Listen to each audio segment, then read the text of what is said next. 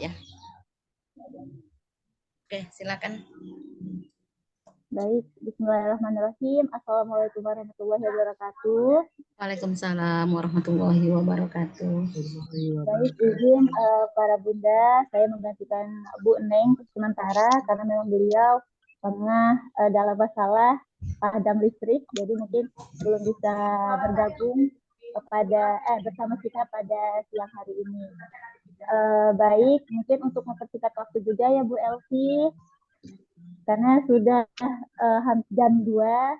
Jadi di sini bunda-bunda, marilah kita lanjutkan kegiatan diklat kita, yaitu dengan modul 7, yakni kesehatan dan gizi anak usia dini. Mungkin kepada Ibu Guru, Bu Elvi, kami persilahkan.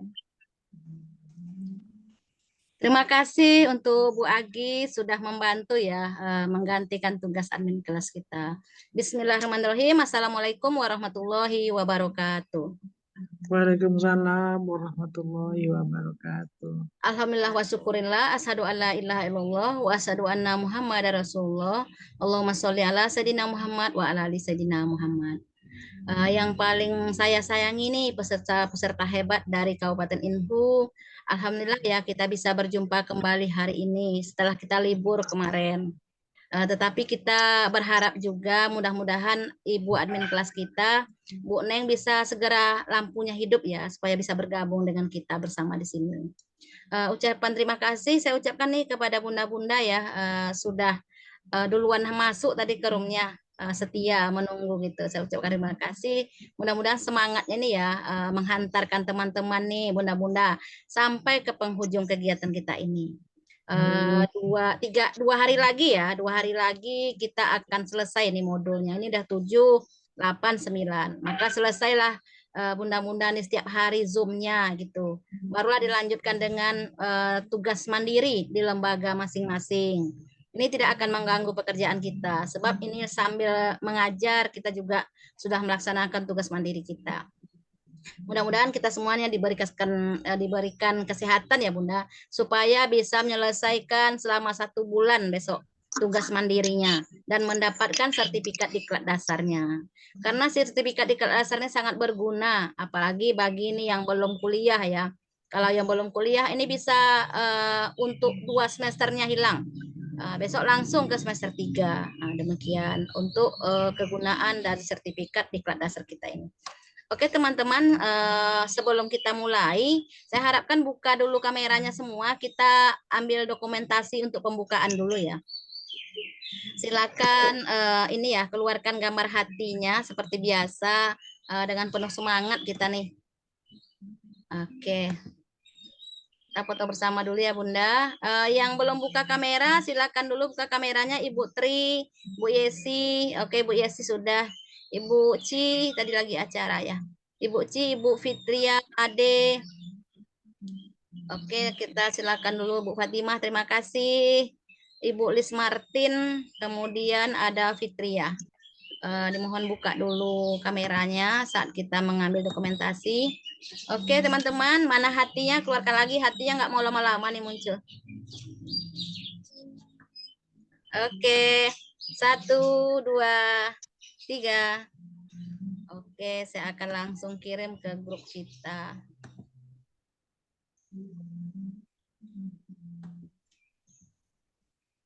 Mungkin terkala sinyal nih, ada yang beberapa. Wow, kok bisa ini ya yang apa? Oh, sebentar Bunda, rupanya tidak ini foto ini yang muncul. Ulangi hatinya lagi Bunda.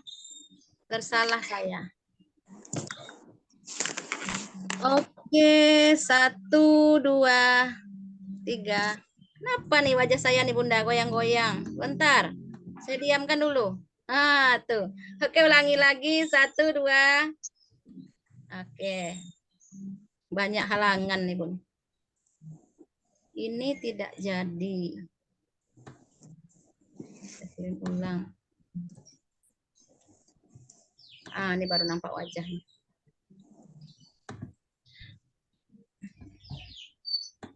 Oke teman-teman, semangat ya. Ini ada yang double nih bersama Ibu Sri Purwati. Semangat ya Bun. Oke, kita lanjut ya Bunda. Ini modulnya agak banyak nih Bunda. Di modul 7 ini agak banyak pemahamannya, materinya. Kenapa? Makanya diberikan 2 hari gitu. Karena banyak materi yang harus kita kuasai di dalam, ada 6 materi di dalam. Oke, saya izin untuk share. Ini ada yang kamera kami tidak bisa dibuka Bun. Oke, bisa dimaafkan Bun. Ibu Fitria. Oke, Bu Fitria, saya izin untuk share.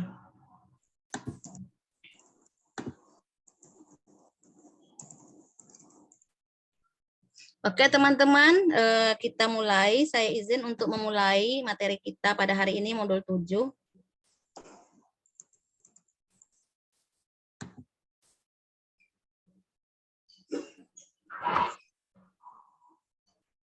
Oke, alhamdulillah. Kita lanjut. Perkenalan sudah. Nah, ini dia modul 7, yaitu kesehatan dan gizi anak usia dini. Keterkaitan antar modul ini sangat terkait semuanya. Setelah kita kemarin mempersiapkan kegiatan main anak, kemudian kita telah memberikan penilaian, dan sekarang kita memikirkan kesehatan anak. Kesehatan dan gizi anak ini sangat penting. Setelah itu baru kita berbicara tentang bagaimana kita berkomunikasi dengan anak, dengan orang tua, dan juga dengan masyarakat sekitar. Dan terakhir baru kita tentang etika dan karakter anak usia dini. Pertanyaan pertama nih Bunda, untuk 1 orang gitu ya, untuk 1 orang saja. Setelah Bunda baca-baca nih materi yang telah diberikan di modul, ini yang pasti ada sudah baca, makanya bisa sampai ke tatap muka virtual ini. Setelah Bunda membaca nih, apa yang Bunda harapkan ya setelah mempelajari modul ini? Silakan salah seorang aja.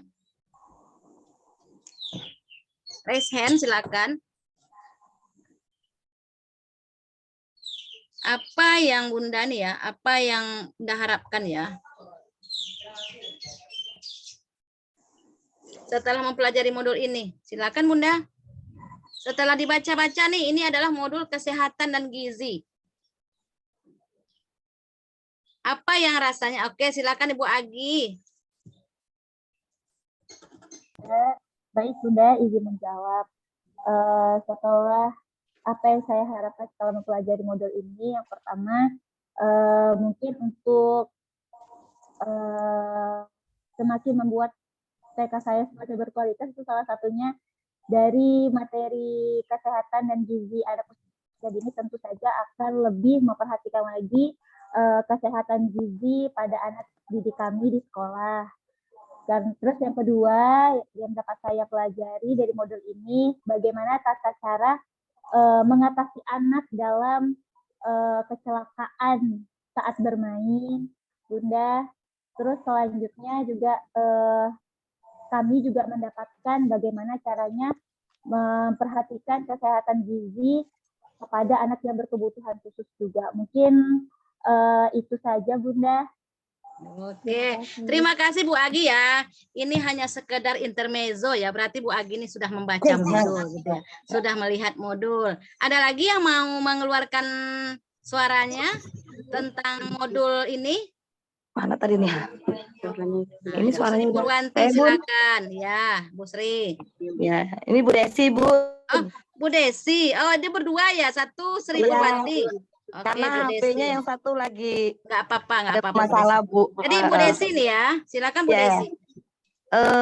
Tentang kesehatan dan gizi, Bu, untuk TK kami, insya Allah kami bisa melihat tentang pertumbuhan dan perkembangan anak, terus bisa sekolah kami juga lebih berkualitas lagi untuk memperhatikan tentang bagaimana anak mendapatkan gizi dan kesehatan dengan seimbang, sehingga saat pihak terkait seperti puskesmas pada saat dia menanyakan, kami bisa memberikan data yang insya Allah semaksimal dengan pertumbuhan dan kesehatan gizi anak di sekolah kami, dan sesuai dengan apa yang diharapkan pada masa saat ini, seperti untuk meningkatkan istilah kata kita untuk mencegah stunting yang pada saat ini sedang kita marak-marakan, kita laksanakan ya Bun. Jadi kita mengetahui bagaimana tumbuh kembang untuk memberikan gizi yang baik, makanan seimbang yang baik di sekolah kita. Misalnya seperti memberi makanan tambahan lah yang memang selalu ada di setiap sekolah, Bun. Terima kasih, Bun. Terima kasih Ibu Desi ya atas ini ya pengalaman yang telah dilaksanakan sekolahnya. Oke Bunda, terima kasih yang telah yang telah mengeluarkan suaranya ya. Oke. Jadi sesuai dengan yang pendapat Bunda Agi tadi dengan Ibu Desi, ini adalah tujuan dari modul ini ya Bunda. Yang setelah Bunda baca ini adalah tujuannya. Diharapkan ya kita ini setelah mengikuti diklat ini kita bisa menjelaskan konsep kesehatan, kita jadi tahu kesehatan. Kemudian kita bisa mencontohkan perilaku hidup bersih dan sehat di lembaga kita. Dan diharapkan bukan hanya di lembaga kita aja. Ini akan menjadi pembiasaan juga di rumah anak. Dengan cara apa? Dengan cara kita mengadakan parenting ya, dengan mengajak orang tua untuk dalam kegiatan bekerja sama dalam PHBS ini. Kemudian menjelaskan gizi anak usia dini dan gizi anak yang berkebutuhan khusus. Kemudian yang selanjutnya nomor 4, tujuan dari modul ini adalah menjelaskan pencegahan dan penanganan stunting. Ya seperti yang dikatakan Ibu Desi tadi, ini adalah memang menjadi permasalahan dunia ya tentang stunting ini. Ada semuanya, ada tingkat desa, kecamatan dan juga kabupaten, semuanya membicarakan tentang stunting. Apalagi kalau memang ada di daerah tersebut yang terdata sebagai stunting. Ini akan bantuan pemerintah akan selalu tercucur ke daerah ini. Kemudian yang kelima, mempraktekkan pertolongan pertama pada kecelakaan P3K. Kemudian yang keenam, memberikan perlindungan, keamanan, dan keselamatan anak usia dini, serta dukungan sumber daya keluarga dan masyarakat. Ini adalah tujuan dari modul 7 ini.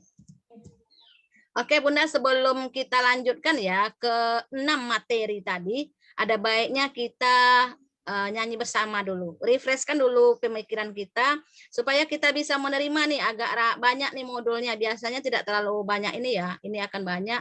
Jadi ayo kita nyanyi bersama dulu Bun ya. Ini ada musiknya. Kita hidupkan dulu musiknya.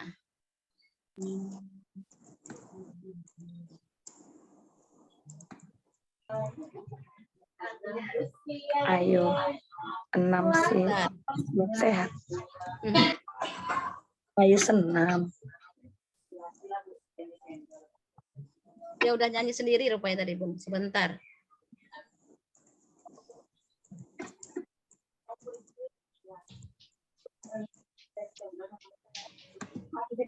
Ayo senam biar sehat. Ya, ayo senam sehat. Namanya apa? Sebentar. Oke. Ayo Bun, sambil gerak Bun. Ayo. Aku anak sehat, tubuhku kuat. Karena ibu rajin dan cermat. Semasa aku bayi, selalu diberi ASI, makanan bergizi dan imunisasi. Berat badanku ditimbang selalu. Wajah semangat di setiap waktu. Bila aku diare, sibuk selalu waspada. Harus siap sedia. Hilang-hilang timbul. Tubuhku kuat karena ibuku rajin dan cermat. Semasa aku bayi selalu diberi ASI, makanan bergizi dan imunisasi. Oke Bunda, terima kasih sudah mengeluarkan suaranya. Kita refresh sejenak. Ini adalah salah satu ini ya Bunda, dia ada kekurangan, ada kelebihan. Jadi di Zoom ini salah satu kekurangannya adalah untuk audio seperti ini. Kita tidak bisa suara bersama keluar. Yang bisa hanya satu suara aja, dia tidak bisa sama gitu ya Bunda ya. Kita bisa tatap muka, tetapi untuk suara kita nyanyi bersama pasti akan kacau. Tapi tidak apa-apa, kita memaklumi akan hal tersebut. Oke, kita lanjut Bundaku ke materi. Ini dia. Sebelum kita melanjutkan materinya, mari kita bawa pemikiran kita dulu untuk kesatuan PAUD kita. Kita ingat satuan PAUD kita, kemudian pertanyaannya, apakah pernah ada anak yang sakit di lembaga PAUD kita? Sekarang coba Bonda isi di ruang chat, ada atau tidak? Itu aja. Coba, apakah pernah ada anak yang sakit di sekolah kita? Ayo, ruang chatnya ada atau tidak? Silakan. Dalam hitungan 10. Saya lihat, oke. Terima kasih aktifannya. Ada Bunda, ada. Oke, ada. Ibu Tri ada, Ibu Agi ada, Ibu Desi ada, Bu Feni ada, Bu Mairani ada Bun. Bu Agi ada Bunda. Ibu Soyanita ada, Bu Heni Roza ada, Bu Fitria ada. Oke, yang lain bagaimana? Apakah sama nih ada tapi belum diisi? Oke. Ada Bun. Oke, terima kasih. Terima kasih. Sekarang coba raise hand salah 2 orang saja. Nah, ini 2 orang saja ya raise hand ya. Yang tidak boleh yang tadi ya, nggak boleh Ibu Desi, nggak boleh Ibu Agi. Ini adalah untuk keaktifan ya. Ibu Mairani silakan. Yang sekarang pertanyaan keduanya, Ibu Mairani. Penyakit apa yang ditemui? Oke. Oh, penyakit Mairani. ya, Bu. Bu Mairani. Seringnya itu tuh sakit perut, Ibu. Kadang anak itu pagi ada yang sarapan, pernah kejadian kemarin itu dia pas senam dia muntah. Jadi kami tanya, tadi makan apa, Nak? Dia makan semangka pagi itu. Jadi tentu kami telepon orang tuanya ya kan, Bu. Di sekolah juga udah dikasih minyak kayu putih, sudah disuruh baring menjelang orang tua. Sepertinya ada yang classroom. Izin Kenapa kita keluar? keluar ya, Bu? Iya. Ini di Ruang room nih besar nih. Jadinya ke room utama. Tadi kami udah di room masing-masing. Iya, jadi ini kayak belum ada Iya, kenapa kami bisa terlempar? biasanya. Walaupun ada yang kejadian jatuh apa terpeleset itu jarang sekali. Kalau yang seringnya ya sakit perut itu. Sebagian yang memang kayak kalau yang tadi kan karena salah makan ya, pagi-pagi udah dikasih semangka sama bundanya. Ada juga yang memang sakit perut itu dia tidak sarapan paginya, tidak sempat katanya gitu.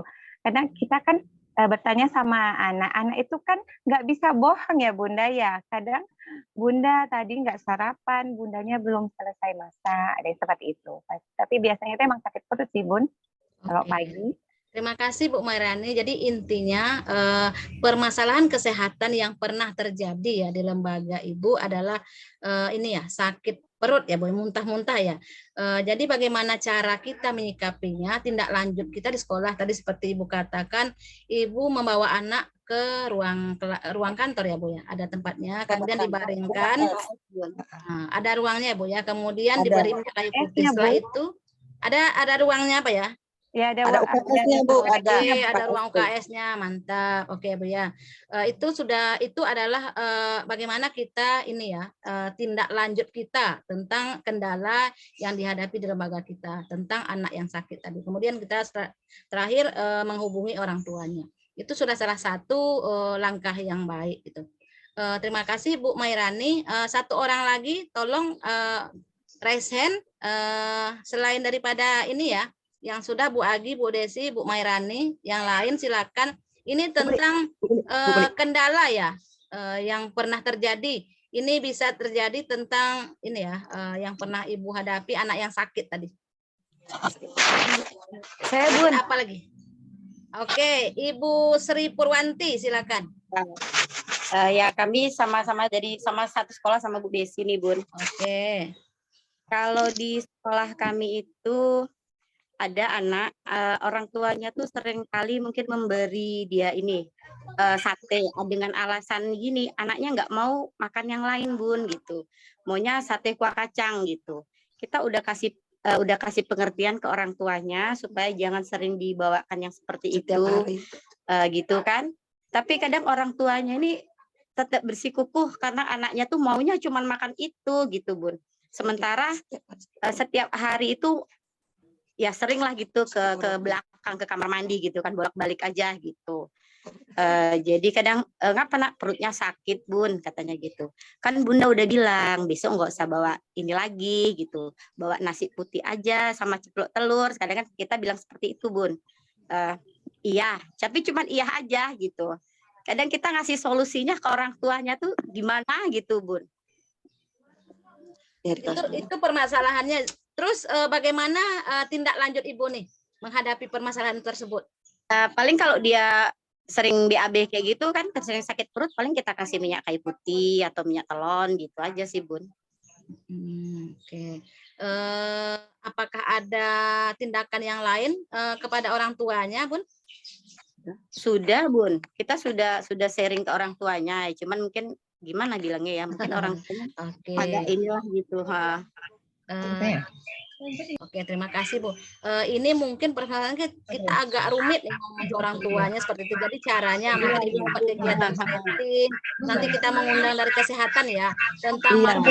Kebetulan sekali Bun, gini Bun, kebetulan sekali sekolah kami depannya ini rumah bidan. Oke, ya. Kebetulan sekali Bun. Jadi kadang kita juga sering-sering juga ke bidannya gitu. Oke. Jadi permasalahan seperti ini mungkin kita bisa membuat suatu kegiatan tentang nih menu yang sehat ya.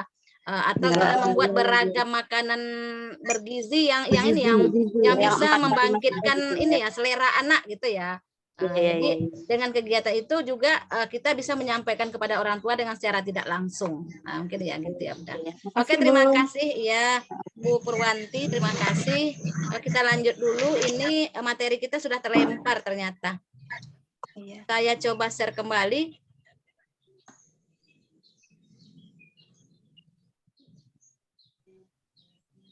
Kita ternyata terlempar Pun.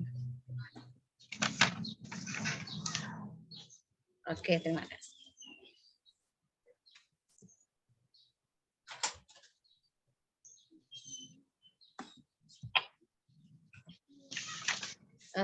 Kita lanjut Bunda. Ini latar belakang ya. Kenapa terjadi ya anak usia dini itu nih ya cenderung ya karena dia sangat aktif ya, dia sering terjadi terkadang seperti tadi muntah gitu ya. Kenapa? Karena anak usia dini merupakan usia emas ya, di mana terjadi proses pertumbuhan dan perkembangan yang sangat pesat. Di usia ini anak sangat cenderung sangat aktif gitu ya Bunda ya. Namun kekebalan tubuhnya belum stabil. Ini yang menyebabkan seringkali seperti salah makan, seperti tadi makan sate, anak bisa langsung muntah-muntah. Nah, ini dikarenakan kekebalan tubuh anak belum stabil. Berbagai penyakit bisa mengancam kesehatan anak. Di antaranya seperti tadi ya, bisa muntah karena gangguan pada perut, karena makanannya tidak sesuai, kemudian bisa juga alergi, asma, campak cacar, flu, ada lagi yang mimisan, ada banyak berbagai macam ya penyakit yang bisa timbul pada diri anak. Nah, itu kita dituntut nih bagaimana cara kita ini tindakan pertama kita pada kejadian-kejadian yang berada di lembaga kita. Karena kita yang berhadapan dengan anak-anak, makanya pada modul ini kita nanti akan saling sharing ya tentang tindakan pertama kita pada kecelakaan ataupun apapun yang terjadi di lembaga kita.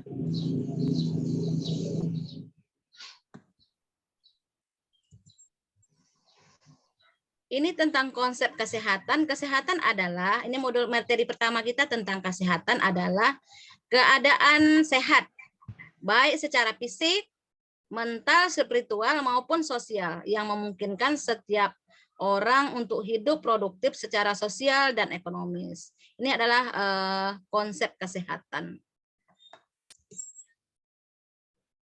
Kemudian ciri-ciri anak sehat seperti apa? Ciri anak sehat adalah ini berat dan tinggi badan anak sesuai usia. Kemudian rambut anak berkilau dan sehat. Kenapa? Kalau anak yang sehat itu dia sering cuci rambut, rambutnya tidak bau, jadi itu akan terlihat berkilau. Kemudian postur tubuhnya tegar dan ototnya padat. Kemudian kuku dan kulitnya sehat. Dan terakhir, wajah ceria, mata bening, dan bibir segar. Ini adalah ciri-ciri anak sehat. Kemudian gigi anak bersih, gusinya merah muda. Nah, ini terkadang ada yang mulutnya bau, ya Bunda. Banyak yang kita temui ya, rambutnya, telinganya, banyak yang terjadi. Ini menandakan anaknya kurang sehat. Ini adalah tugas kita ya, tugas berat kita sebagai guru. Tapi saya yakin nih, zaman sekarang jarang kita dapatkan hal-hal yang seperti ini. Anak-anak sekarang sudah sehat semua, orang tuanya memang perhatian. Karena zaman sekarang tidak ada orang tua tuh yang anaknya banyak ya Bunda ya. Orang tua tuh terkadang punya anak, punya 2 atau 3. Jadi memang orang tua sangat urus dengan anak-anaknya. Mungkin zaman dahulu ya anak-anak tuh rame gitu ya Bunda yang diurus orang tuanya. Jadi memang kurang perhatian lah mungkin kalau anak-anak yang terdahulu. Kurang perawatan dari orang tuanya. Kemudian bergerak aktif, bicara lancar, sesuai usia. Nafsu makan baik, BAB teratur, fokus. Kemudian saat belajar anak fokus, reaksi perhatian berkembang. Kemudian tidurnya nyenyak. Ini adalah ciri-ciri anak sehat. Ini menurut teori klasik ya, tentang 4 faktor yang mempengaruhi derajat kesehatan. Yang pertama adalah perilaku atau gaya hidup. Gaya hidup yang tidak yang tidak teratur dengan pola makan, kemudian waktu makan, ini adalah mempengaruhi faktor kesehatan, derajat kesehatan. Kemudian lingkungan, pengaruh lingkungan juga sanitasi yang kurang bagus. Nah, ini bisa mempengaruhi kesehatan anak kita ya. Kemudian layanan kesehatan, tidak mempedulikan kesehatan, tidak pernah cek kesehatan. Kemudian yang terakhir adalah faktor dari keturunan. Ini adalah faktor-faktor yang mempengaruhi derajat kesehatan. Kemudian sekolah, kesehatan sekolah. Ini tergambar di dalam undang-undang. Pasal 79 Undang-Undang Nomor 36 Tahun 2009. Tentang kesehatan sekolah diselenggarakan untuk meningkatkan kemampuan hidup sehat peserta didik dalam lingkungan hidup sehat sehingga peserta didik dapat belajar, tumbuh dan berkembang secara harmonis dan setinggi-tingginya menjadi manusia yang berkualitas. Ini tergambar ya di dalam undang-undang tentang bagaimana kita harus melaksanakan kesehatan di sekolah. Ibu Rika, silakan ini ya Bun, suaranya ditutup, Ibu Rika. Ini adalah undang-undang tentang pelaksanaan kesehatan di sekolah. Kemudian gangguan kesehatan pada anak. Ini adalah yang penyakit menular, ada penyakit tidak menular, kemudian gangguan gizi. Ini. Oke, ini adalah tentang kesehatan. Anak yang sehat dapat bermain, bereksplorasi, melakukan berbagai aktivitas sehingga proses pembelajaran dapat berjalan optimal. Ini adalah tentang kesehatan. Ada pertanyaan tentang kesehatan? Silakan Bun. Kita ada punya 6 nih. Ada punya 6 materi yang harus kita bahas pada hari ini. Ini baru tentang kesehatan. Ada Bun? Kalau tidak ada kita lanjut dulu ya Bunda ya. Oke, ini tentang perilaku hidup bersih dan sehat. Ada lagi sebutannya sekarang PHBSA. Perilaku hidup bersih, sehat dan aman, gitu ya. Pertanyaan pertamanya, apa saja PHBS yang telah menjadi pembiasaan di lembaga kita? Ayo Bun, silakan. PHBS apa saja nih yang telah menjadi pembiasaan di lembaga Bunda? Silakan Ibu Tri Novriana. Baik Bunda, terima kasih. Saya di sekolah tempat saya mengajar sudah membiasakan perilaku hidup sehat seperti yang sederhana mencuci tangan sebelum dan sesudah makan, terus sikat gigi setelah makan, Bunda. Terus juga kemarin yang sedang dimarakkan untuk memakai hand sanitizer juga disediakan sebelum masuk kelas, Bunda, pagi hari dan saat pulang sekolah. Begitu, Bunda. Oke, terima kasih Bu Tri. Ada lagi yang lain yang bisa ini ya menjelaskan ini apa yang telah dilakukan ya, pembiasaan yang telah dilakukan tentang PHBS di Izin, Ibu. lembaganya. Silakan. Oke, Bu Cici, silakan Bu Ci. Salah satu PHBS yang bisa dilaksanakan di sekolah, selain mencuci tangan dengan air yang mengalir ataupun pakai sabun, adalah memastikan sekolah itu bebas dari jentik-jentik nyamuk. Berarti kita harus memastikan proses pengolahan sampahnya ya Bu ya. Nah, kemudian sebagian sekolah, apalagi sekolah ramah anak, itu pasti akan ada keterangan sekolah bebas dari kawasan asap rokok. Nah, jadi memang hal-hal sederhana, jentik nyamuk itu akan jadi sumber penyakit yang salah satu penyebabnya adalah sampah. Berarti pengolahan sampah yang akan kita basmi, kemudian jentik nyamuknya dan kawasan bebas asap rokok. Mungkin itu salah satu tambahannya. Kalau cuci tangan itu memang kita sudah laksanakan pasti, apalagi selama pandemi ya Bu ya. Cuci tangan pakai sabun, seperti itu. Itu tambahannya. Terima kasih Bu. Oke, terima kasih Bu Ci. Oke, kita lanjut dulu ya. Memang benar nih ya. Nanti akan kita kaji lebih dalam lagi apa-apa saja nih gitu ya PHBS yang harus ya kita laksanakan di lembaga kita. Oke, sekarang mari sama-sama dulu kita kenal ya apa itu PHBS. PHBS ini adalah perilaku hidup bersih dan sehat. Ini sekarang udah ada tambahannya ya pakai PHBSA. Kemudian adalah ya PHBS adalah upaya untuk memberikan pengalaman belajar atau menciptakan kondisi bagi anak dengan membuka jalur komunikasi. Kita memberikan informasi kepada anak dan melakukan edukasi untuk meningkatkan pengetahuan, sikap dan perilaku serta mempraktekkannya dalam kehidupan sehari-hari. Nah, jadi ini adalah suatu pembiasaan. Kita memberikan pengalaman kepada anak. Mana hal-hal yang baik gitu ya. Kemudian kita menjadikan itu suatu pembiasaan bagi anak. Anak akan memiliki perilaku bersih dan sehat dan aman dengan cara nih keteladanan. Ini kita gurunya yang pertama dulu membiasakan. Membiasakan membuang sampah pada tempatnya, membiasakan mencuci tangan. Kemudian kegiatan bermain. Dalam kegiatan bermain kita tanamkan juga seumpamanya seperti ini kukunya panjang seperti itu. Jadi kita harus di dalam kegiatan main kita mengingatkan anak juga.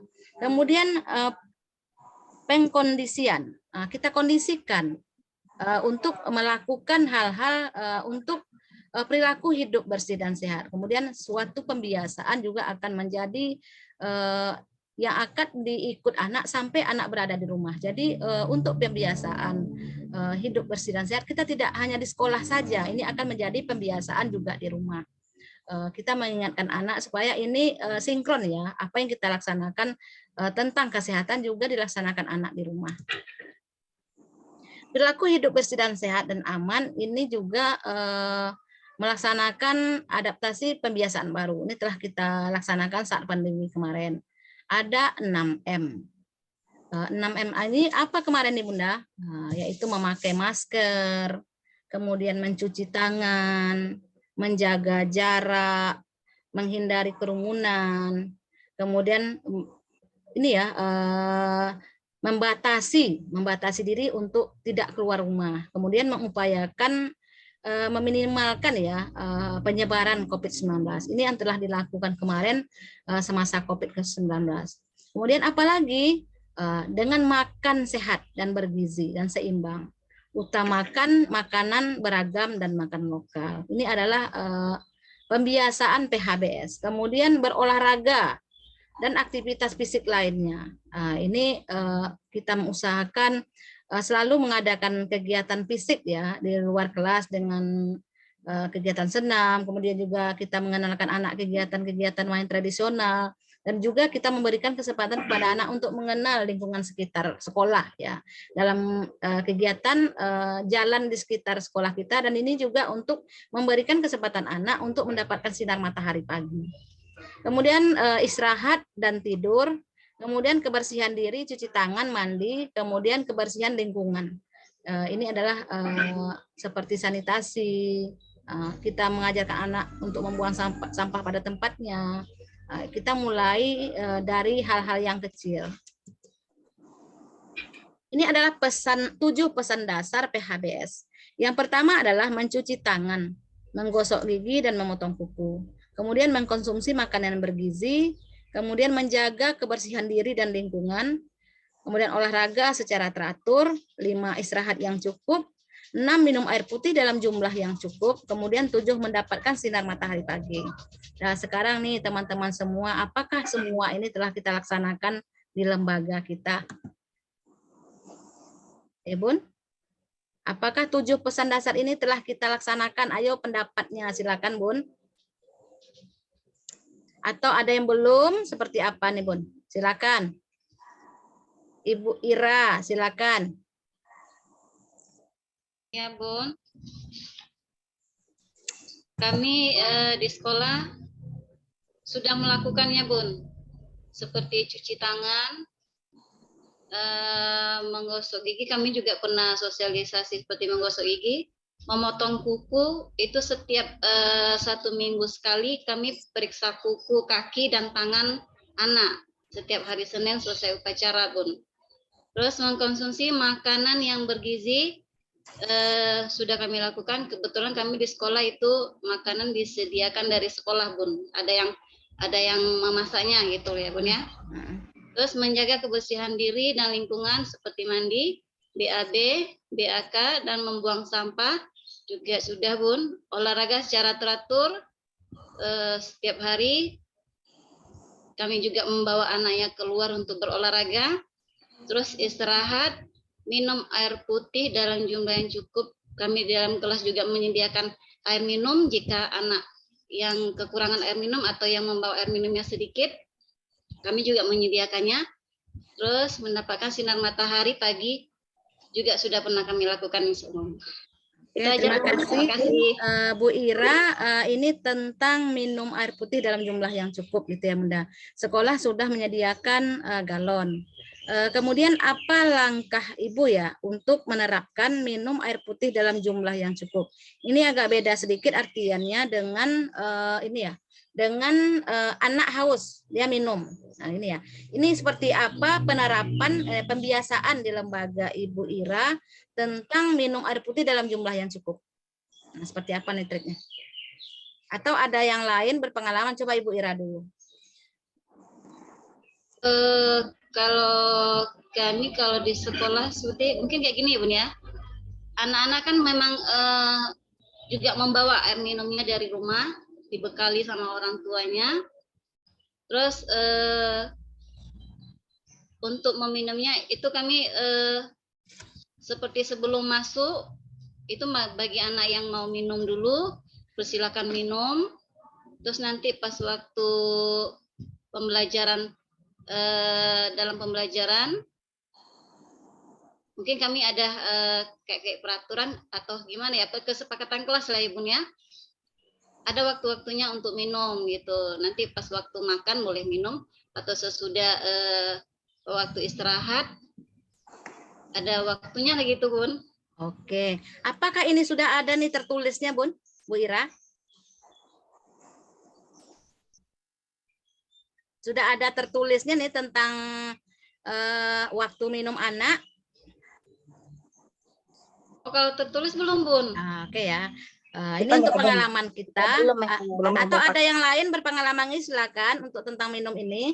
Yakin saya kalau mencuci tangan, menggosok gigi ini memang sudah jadi pembiasaan di setiap sekolah, memotong kuku juga. Kemudian ini jangan lupa dokumentasinya Bunda ya, sebab terkadang diperlukan, ini terkadang sulit dicari untuk dokumentasi ini. Kemudian mengkonsumsi makanan ini kita udah tahu nih, setiap sekolah sudah punya program nih, kalaupun tidak makan di sekolah seperti Ibu Ira, mereka sudah punya program makanan tambahan, pemberian makanan tambahan.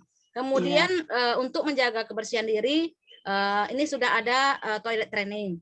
Kemudian istirahat yang cukup, nanti kita memberikan kesempatan anak untuk ini ya, setelah berbaris, silakan duduk dulu nak, minum air putih. Kemudian minum air putih dalam jumlah yang cukup. Ini terkadang yang sulit didapatkan dokumennya, buktinya ya. Oke, ada yang berpengalaman nih tentang ini, silakan. Tentang minum air putih dalam jumlah yang cukup. Izin Ini Ibu. terkadang hal yang sepele ya, terkadang ini yang Betul. agak rumit mendapatkan dokumentasinya. Silakan Ibu Sri udah Cici. tadi ngomongnya Bu Sri, tapi nggak apa-apa ya. Silakan Bu Sri. Cici Bu, izin. Bu Cici ya, Bu Cici silakan Ci. Izin untuk poin minum air putih ini menambah pengalaman. Tepatnya 2021 kemarin sekolah kami akreditasi. Ya. Salah satu poin yang dimintanya adalah minum air putih dalam jumlah yang cukup. Kebetulan waktu itu akreditasinya sistem daring, Bu. Jadi hanya dokumentasi video ataupun foto pembelajaran. Nah, seringnya kita sebagai pendidik ini terlupa mendokumentasikannya ya, Bu ya. Anak minum. Nah, sedangkan memang ada SOP tersendiri untuk aturan minum bagi anak-anak. Kapan harus minum, sesuai rasio dengan buang airnya, seperti itu ya Bu ya. Nah, jadi ini mungkin sedikit sharing untuk teman-teman lainnya. Terkesannya memang sederhana minum air putih, tapi ternyata itu memang dibutuhkan. Untuk kalaupun tidak daring, otomatis ketika luring nanti akan ada turun untuk menyaksikan ini betul nggak ya. Di Dapodik pun juga ada disampaikan ketersediaan air yang disediakan oleh siswa ataupun oleh sekolah. Nah, itu dia kaitannya minum air putih yang jumlah cukup. Karena kan seperti kita dewasa, kita tahu 1,5 liter itu kebutuhan tubuh. Tapi kenyataannya kadang-kadang seringnya nggak sampai segitu kita minum ya Bu ya. Apalagi dengan aktivitas yang banyak, kita nantilah gitu. Nah, jadi memang minum air putih dalam jumlah yang cukup itu memang harus diperhatikan jauh-jauh dari mereka masih usia dini. Seperti itu mungkin Bu sedikit pengalamannya. Terima kasih Bu. Terima kasih Bu Cikita. Berarti akreditasinya kemarin dalam daring ya Bu ya. Ya asik lah. Enggak repot-repot banget gitu ya. Hanya di Zoom aja, kita hanya mengirimkan dokumennya. Jadi ini semua yang kita laksanakan, kita pembiasaan di lembaga kita tentang PHBS ini, kita harus dokumentasikan ya Bunda. Ini mencuci tangan. Ini juga kalau mencuci tangan ini memang sudah menjadi pembiasaan ya sebelum makan. Kemudian menggosok gigi, ini perlu jadwal. Jadi Bunda punya jadwal menggosok gigi anak. Tas sekali seminggu. Jadi ini punya jadwal menggosok gigi anak. Ini akan menjadi bukti. Selain daripada foto, Bunda juga punya nih ini ya filenya. Tertulisnya tentang jadwal menggosok gigi anak dan juga jadwal ini ya pemeriksaan kuku anak. Kalau ngomong aja kan nggak bisa Bun. Kalau untuk Bunda seperti Ibu Ci tadi mau akreditasi, kita nggak bisa ngomong aja. Kami gini nggak bisa. Jadi kita harus punya dokumen, apalagi punya dokumen yang lengkap. Ada dokumentasi fotonya, kemudian juga ada filenya. Ini akan lebih menguatkan. Terkadang asesor yang turun itu udah tahu tuh, udah ini dapatnya. Tahu-tahu nanti waktu asesor validasi, nggak cukup bukti ini fotonya dibuat-buat aja seperti itu. Jadi kalau Bunda punya nih, punya filenya, punya jadwalnya, jadwal gosok gigi dan memotong kukunya, pemeriksaan kukunya, ini akan dokumentasinya akan kuat.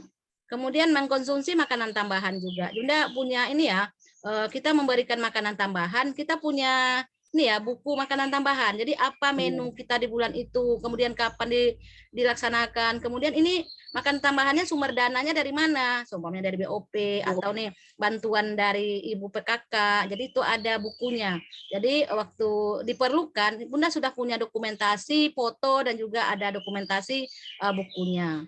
Kemudian ini menjaga kebersihan diri, ini ada SOP-nya ya, SOP anak ke kamar mandi, kemudian olahraga yang teratur. Bunda juga tergambar ya di program Bunda. Apa-apa kegiatannya, ini pengenalan lingkungan sekitar, seperti senam juga itu memang ada harinya ya. Bunda punya jadwal hari senamnya hari apa saja seperti itu. Kemudian minum air putih dalam jumlah yang cukup. Nah, ini memang sepertinya ini agak sepele, tapi ini agak rumit mendapatkan buktinya. Jadi caranya seperti ini. Kita sambil menanamkan ya.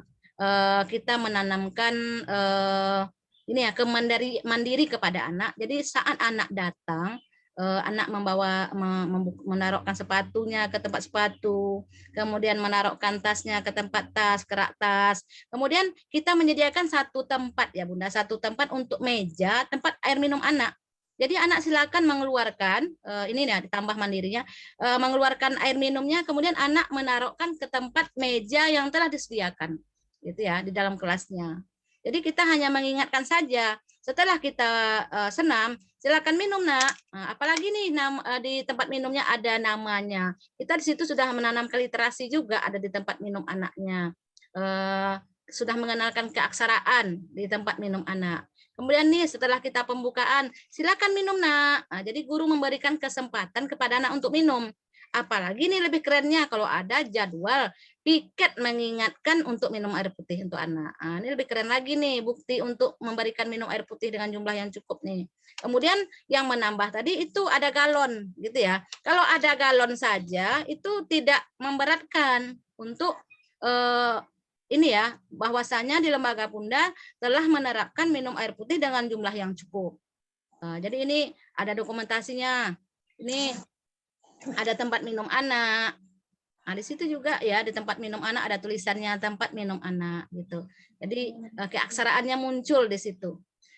Kemudian ada waktu-waktu minum anak gitu ya. Kemudian ada nih guru yang selalu mengingatkan jadwal piket mengingatkan minum untuk anak. Nah, ini ada jadwal piketnya. Ini untuk menguatkan tentang minum air putih dalam jumlah yang cukup. Kemudian mendapatkan sinar matahari pagi, ini dengan selalu mengadakan kegiatan senam di luar kelas. Terkadang ini agak rumit juga, ada sekolah yang dia memang kegiatan main luar anak itu di dalam ruangan juga gitu, ruangan terbuka di luar kelas. Ini terkadang nih kalau yang ada nih, ada nggak sekolah di sini yang seperti itu? Ada Bun? Tempat main anaknya, tempat senam anaknya berada di dalam suatu ruangan gitu ya Bunda ya. Berarti tidak mendapatkan sinar matahari pagi. Kami di luar ruangan Bunda, di halaman. Kalau di halaman bisa Bunda. Terkadang ada sekolah-sekolah itu dia memang telah menyediakan tempat bermain luar bagi anak, ada atapnya. Jadi kalau seperti itu anak tidak mendapatkan sinar matahari pagi. Nah, kalau kondisi sudah seperti itu, harus ada jadwal untuk membawa anak keluar kelas.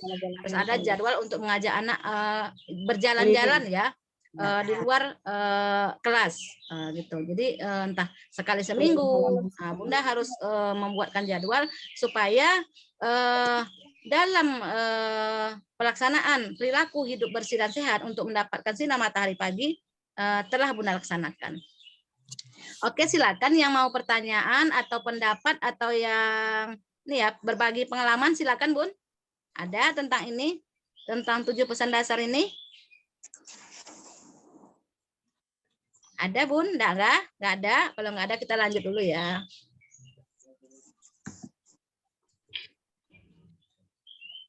Ini satu lagi tentang cara mencuci tangan. Nah, ini apakah nih di sekolah kita masing-masing sudah print ini ya, menaruhkannya dekat cuci tangan anak? Udah Bun? Sudah Bunda. Oke, keren. Itu ya Bunda, memang dia sepele ya Bunda ya, berapa lah hanya membuat 1 meter. Tangan. Oke, ini ya ada lagunya juga nih Bunda ya.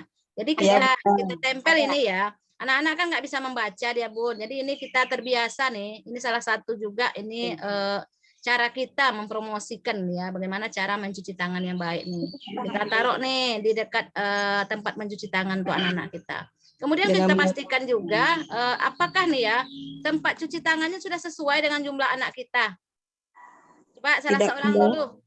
Tidak Bunda. Iya ya. Oke. Sesuai dengan siapa sekarang nih? Siapa yang berbicara? Ibu Desi Yuliantiningsi. Ibu Desi, Bun. Bu Desi, ya Bu Desi. Berapa jumlah anaknya Bu Desi? 20 Bunda. Tempat cuci tangannya? Cuma 2 Bunda. Oh, bisa lah Bunda, kita ajarkan anak antri. Cuma dia antri sambil bernyanyi dia Bunda biasanya. Iya. Bisa ya Bunda ya, kalau anaknya 20 tempat cuci tangannya 2 bisa. Di situ kita mengajarkan anak juga untuk antri. Tapi kalau sampai 50 anaknya, tempat cuci tangannya 2, itu menghabiskan waktu lama tuh untuk antrinya tuh Bun. Kalau gitu. Paling tidak kan untuk 10 anak tuh ada 1 gitu. Jadi atau 15 anak bisa untuk 1. Nah, itu masih bisa juga untuk antrinya. Di situ juga kita dapat sosial emosionalnya, bagaimana anak antri ya dalam kita mencuci tangan.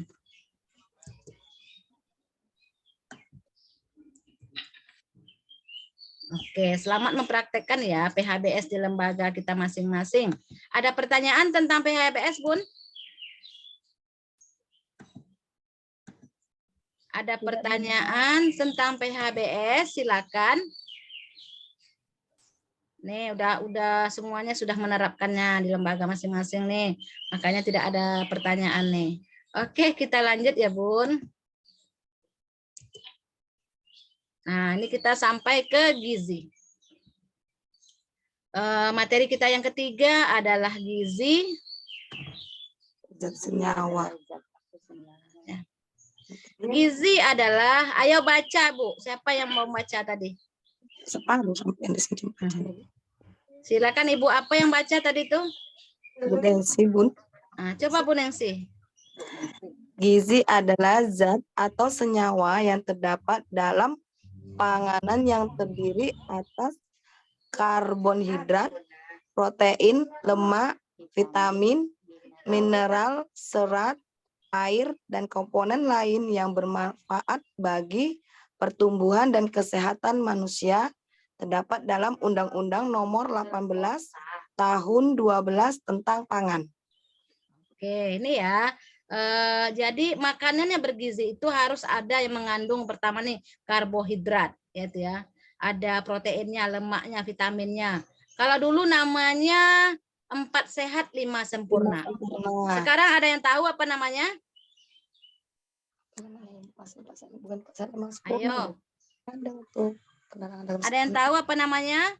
Sekarang sebutannya tidak 4 sehat 5 sempurna lagi. Ada yang tahu, Bun? Lupa, Bunda.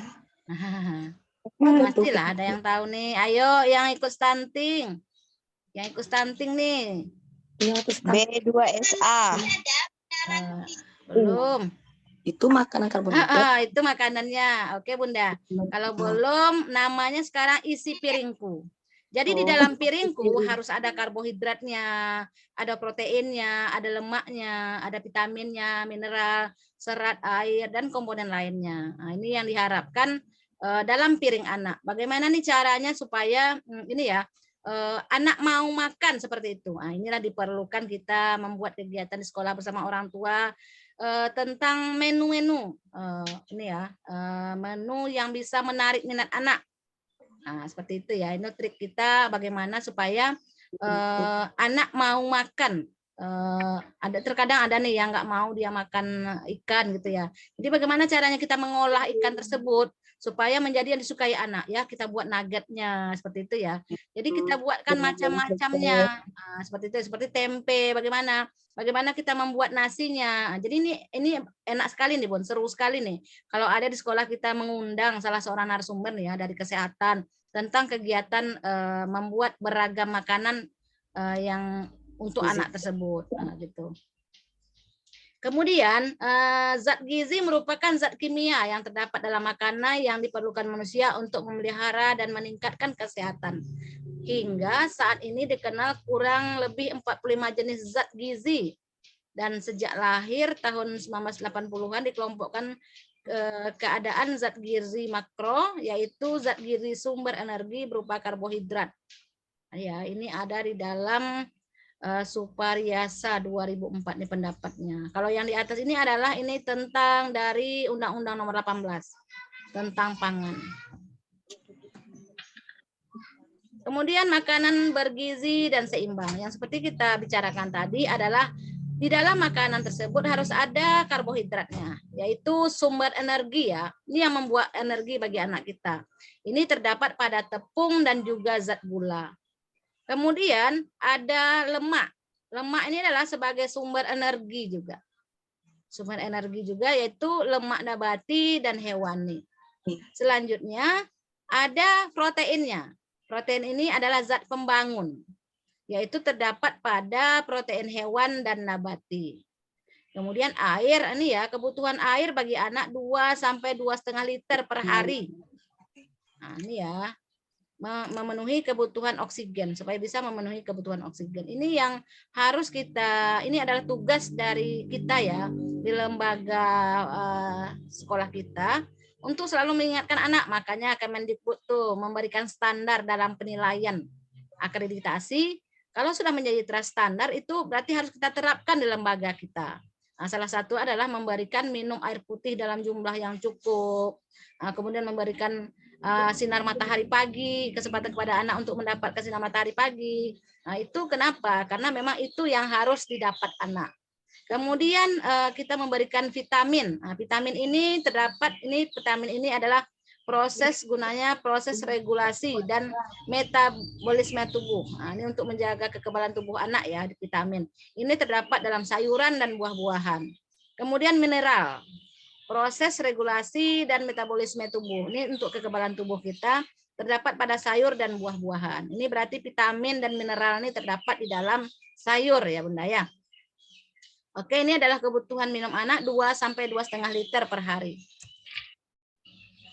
Kemudian menu sehat dan seimbang. Ini yang kita katakan tadi adalah isi piringku. Nah, 10 pedoman gizi seimbang. Ya Bunda, bisa kita lihat di sini. Menu sehat dan berimbang.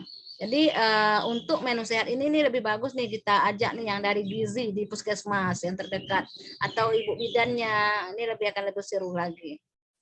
Sebab ini tidak bisa main-main juga kita tentang ini ya Bunda ya, tentang gizi ini. Ya, betul. Ini adalah contoh isi piringku. Ini dia Bunda. Isi piringku adalah ini ada protein hewaninya. Kemudian ada makanan pokoknya nih, ada nasi atau kentang atau singkong, jagung, sagu atau ubi. Ini bisa dipilih salah satu nih. Ini adalah makanan pokoknya. Kemudian dagingnya adalah bisa daging sapi, bisa daging ayam, bisa unggas, bisa telur, bisa ikan. Nah, ini dia ya untuk protein hewaninya yang harus ada di dalam isi piringku. Kemudian ini ya, ada sayur-sayurannya. Ada sawi, bayam, kangkung. Nah, ini ada parsennya Bunda. Ini 30% ya. 35% adalah untuk makanan pokok. Ini hampir sama nih dengan protein hewaninya. 30% ini 35%. Ini yang harus kita, ini adalah isi piringku ya Bunda. Ini porsi buat saya usia 6 sampai 23 bulan. 23 bulan berapa nih Bun? 23 bulan, 12 bulan setahun. 24 berapa Bun?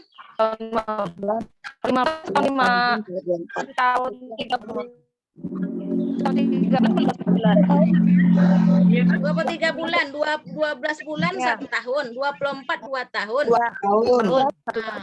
tahun ya Bunda ya, 2 tahun ya. Ini untuk porsi saya nih. Ini untuk porsi anak 2 sampai 5 tahun. Ini untuk kita ya Bunda ya.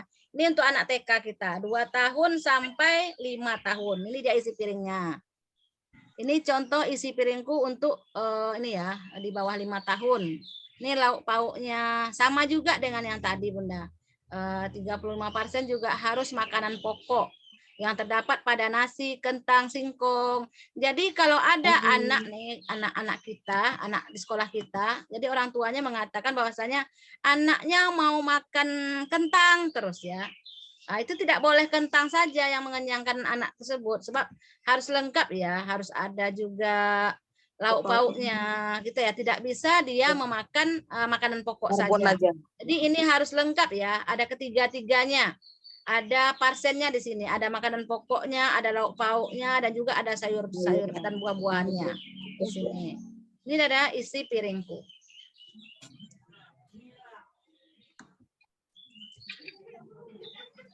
Nah, ini tentang penilaian status gizi anak. Ada alat yang untuk ini ya, penilaian status gizi, Yang pertama adalah antropometri. Ini adalah pengukuran yang biasa kita laksanakan di lembaga. Ada pengukuran tinggi badan, berat badan, kemudian ada lingkar kepala. Ini Bunda berapa, kalau di sekolah Bunda nih,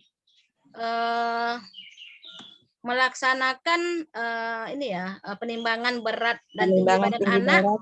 Dilaksanakan berapa kali, Bun? Maksudnya dalam sebulan? Sekali, Bunda. Sebulan sekali? Iya. Sebulan sekali, 1 bulan sekali. Supaya kita mengetahui perkembangan anak, pertumbuhan anak. sekali. Apakah sebulan ada sekali. bukunya, Bun? Ada penjataannya, Bunda. Oke. Ada. Jangan lupa ini juga sangat berguna nih kalau bunda-bunda nih mau akreditasi besok. Ini diperlukan lingkar kepala, berat dan tinggi badan. Nah, ini dia tentang antropometri. Metode yang digunakan untuk menilai ukuran proporsi dan komposisi tubuh manusia. Ini yang dimaksud dengan antropometri. Kemudian standar antropometrik anak nih ya.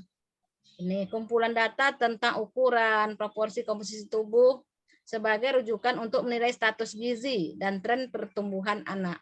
Ini terdapat di dalam Kemenkes nomor 20 tahun 2020 tentang standar antropometri. Ini tentang berat badan, tinggi badan. Ini EMT ini siapa yang tahu nih? IMT. Enggak, ini IMT ini IMT ada yang tahu, Bun? Indeks masa tumbuh anak nih ya. Di sini dinampak. Indeks masa tumbuh anak. Oke.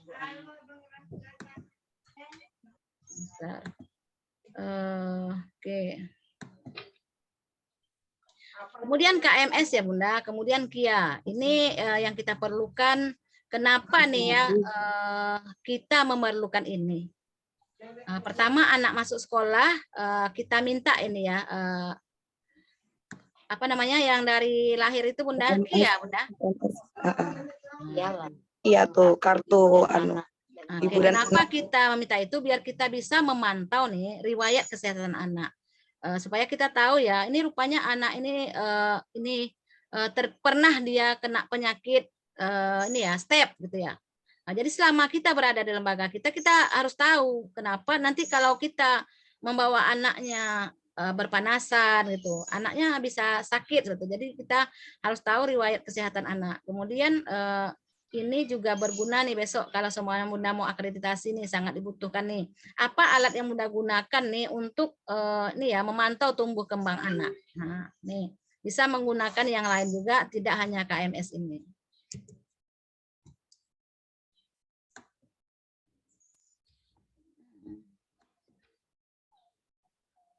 Ini tentang status gizi anak. Nah, ini standar antropometri anak wajib digunakan sebagai acuan bagi tenaga kesehatan, pengelola program, dan pemangku kepentingan terkait dengan status gizi anak dan tren pertumbuhan anak.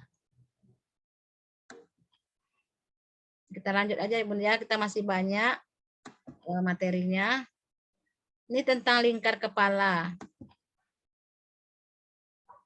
Nah, ini kesimpulannya adalah pastikan di satuan PAUD kita telah melaksanakan rekap data berat dan tinggi badan anak. Nih ya. Ini ada bukunya ya Bun? Atau ada yang punya yang lain? Buku khusus? Buku biasa aja kita biasa saja. Semalam saya ada kelas di mana tuh? Mereka punya buku khusus tuh, ada di sana tentang pemantauan ya tumbuh kembang anak itu ya. Ternyata ada apa Bun? Enggak, kami ada yang catatan dari puskesmas itu Bunda. Iya. Ada ya Bun ya. Ada. Buku apa Bun Kia? Ya. Bukan Kia Bunda, dia seperti minta data itu dia ada filenya itu kan. Sudah ada file di buku itu, sudah ada catatan di situ. Jadi kami tinggal nyatet berat badan anak berapa, anunya berapa, tinggal ditulis aja di situ. Bagus tuh. Ada kolom-kolomnya. Iya, itu satu inovasi juga tuh dari puskesmas. Jadi kita tidak rumit lagi ya Bun, kita hanya tinggal mengisi datanya saja. Iya, ini kemudian ada rekap tinggi badan, kemudian atau panjang badan. Kemudian ada rekap data status gizi, BB, TB atau IMT, itu indeks masa tumbuh anak. Kemudian ada lingkar kepala anak.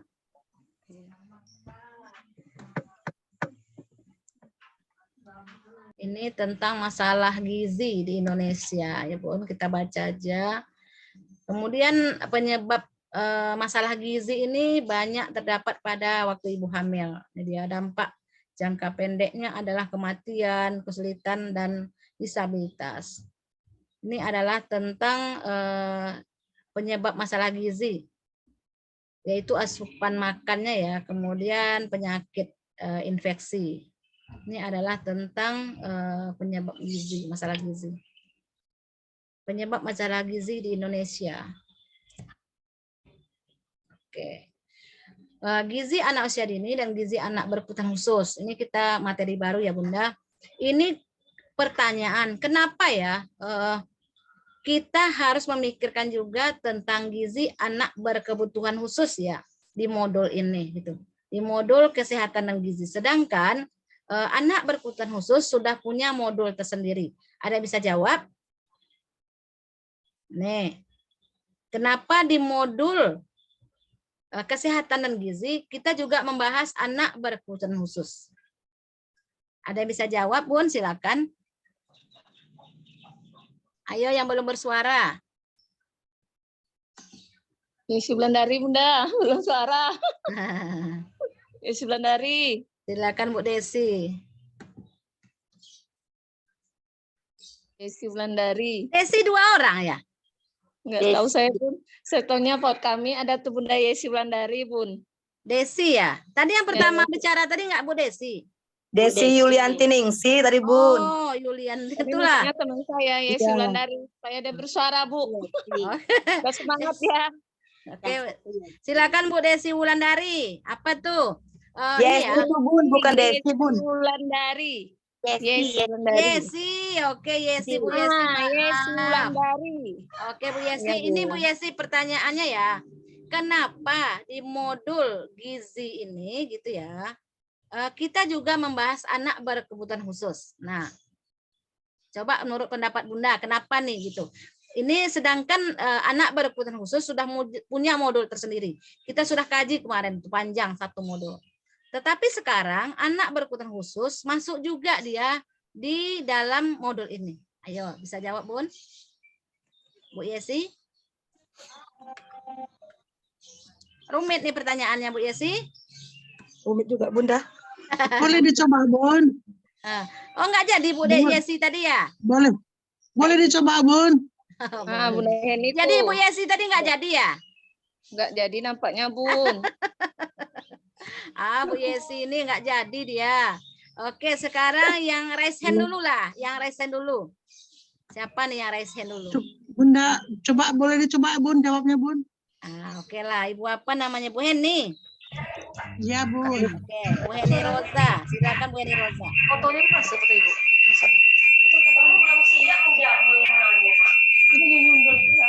Silakan Bu Heni Rosa. Iya, Bun. Mungkin Bu Heni itu ada dekat-dekatan tuh Ndak, yang sama-sama buka Zoom. Kecilkan suaranya satu dulu. Bu Eni, Bu Eni Darwati. Ya. Bu Eni Darwati, coba dimatikan dulu mikrofonnya. Nah, nanti baru. Oke, silakan Ibu Heni Rosa. Nah, nih kenapa ya kita juga masih membahas anak berkebutuhan khusus nih di gizi di modul Karena gizi. di sini di daerah kita ini kita kan tidak boleh menolak anak yang masuk ketika kita, walaupun kita tahu itu dia anak ABK. Nah, mana tahu di sekolah kita ada anak ABK, kita juga harus perhatikan gizinya. Seperti kayak anak autis, Ibu. Itu anak autis itu dia kan tidak boleh memakan tepung-tepungan, tidak boleh makan gula, tidak boleh makan buah-buah yang berubah warna. Jadi kita harus kasih tahu juga supaya anak itu tidak semakin aktif. Anak autis ini kalau salah kasih makan, dia akan semakin aktif. Mie itu, Bu, 1 lembar mie itu bisa diproses selama seminggu aktifnya itu. Satu panjang mie itu. Jadi makanya kita harus tahu tentang gizi untuk anak berkebutuhan khusus. Salah satunya gitu aja, Bu. Keren sekali. Tepuk tangan dulu untuk Ibu Heni Roza. Ini yang saya maksudkan. Ini kenapa Ibu Heni Roza ini tahu menjawab? Karena dia udah berpengalaman ya. Udah dia tidak tiap sekolah juga ya yang pernah mengalami hal ini gitu ya. Jadi terkadang agak rumit juga nih terkadang menjawab ini gitu. Ini kan Ibu Heni ini cepat dia menjawab karena memang sudah terjadi di lembaga beliau gitu ya. Jadi anak berkebutuhan khusus ini memang ada pantangannya gitu ya. Jadi makanya kita dalam gizi ini harus paham juga tentang itu gitu. Tidak semua kita nih tahu Bunda. Ini karena Ibu Heni ini memang berpengalaman makanya tahu nih gitu ya. Jadi Ibu Heni kemarin memang belum tahu ya gitu. Kenapa bisa terjadi gitu Bu Heni memberikan makanan yang tidak boleh dimakan sama anak. Di sekolah kami kebetulan dulu saya ada 2 tahun anak autis Bu.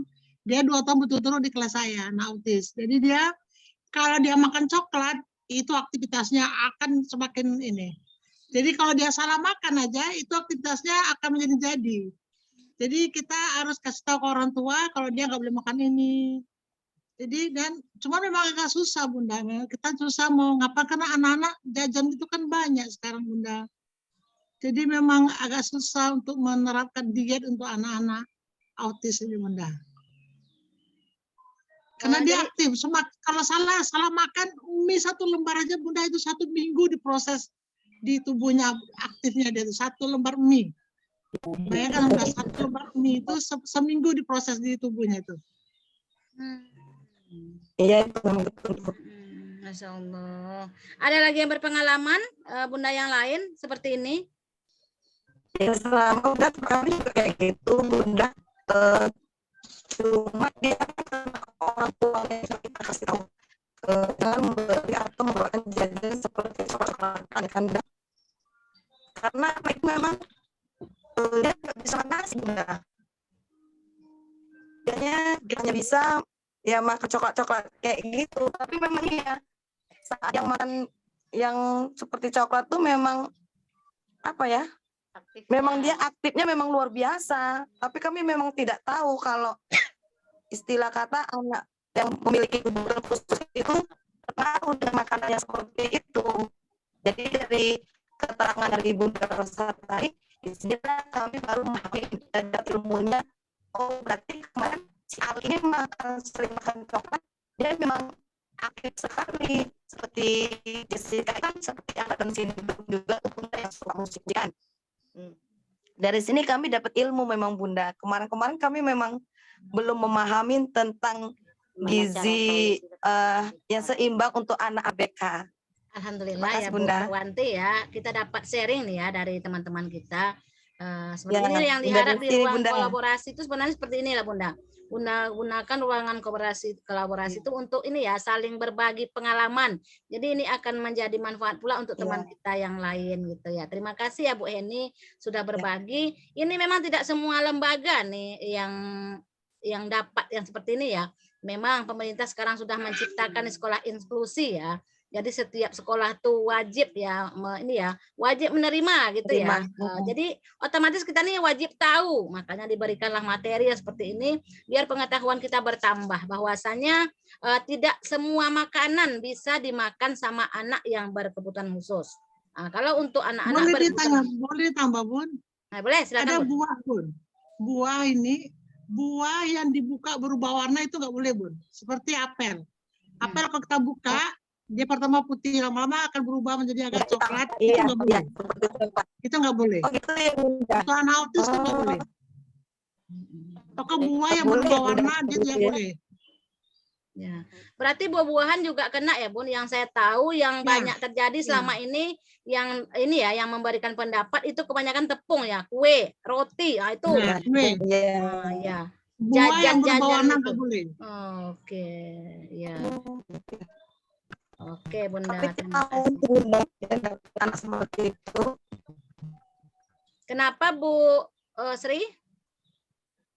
Bunda, kami memang sering setiap tahun Bunda ada anak yang oh iya.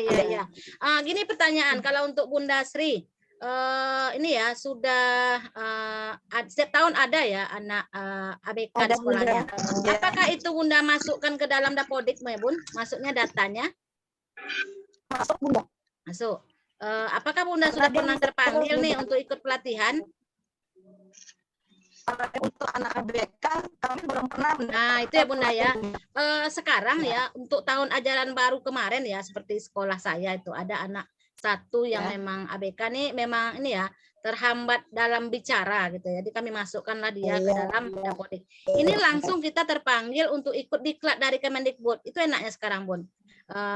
Pada satu orang cuma, jadi terpanggillah ini ya. Tapi kita harus rajin-rajin juga untuk membuka SIM PKB kepala sekolahnya, gitu ya.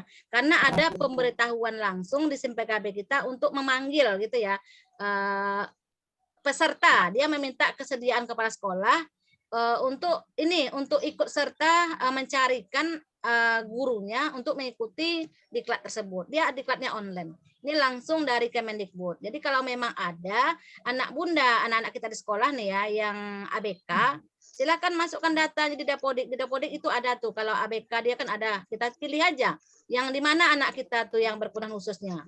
Nah, kemudian selalu cek saja di SIM PKB-nya. Nanti itu ada tahap-tahapannya tuh. Maksudnya pelatih diklat yang diadakan Kemendikbud ini panjang gitu.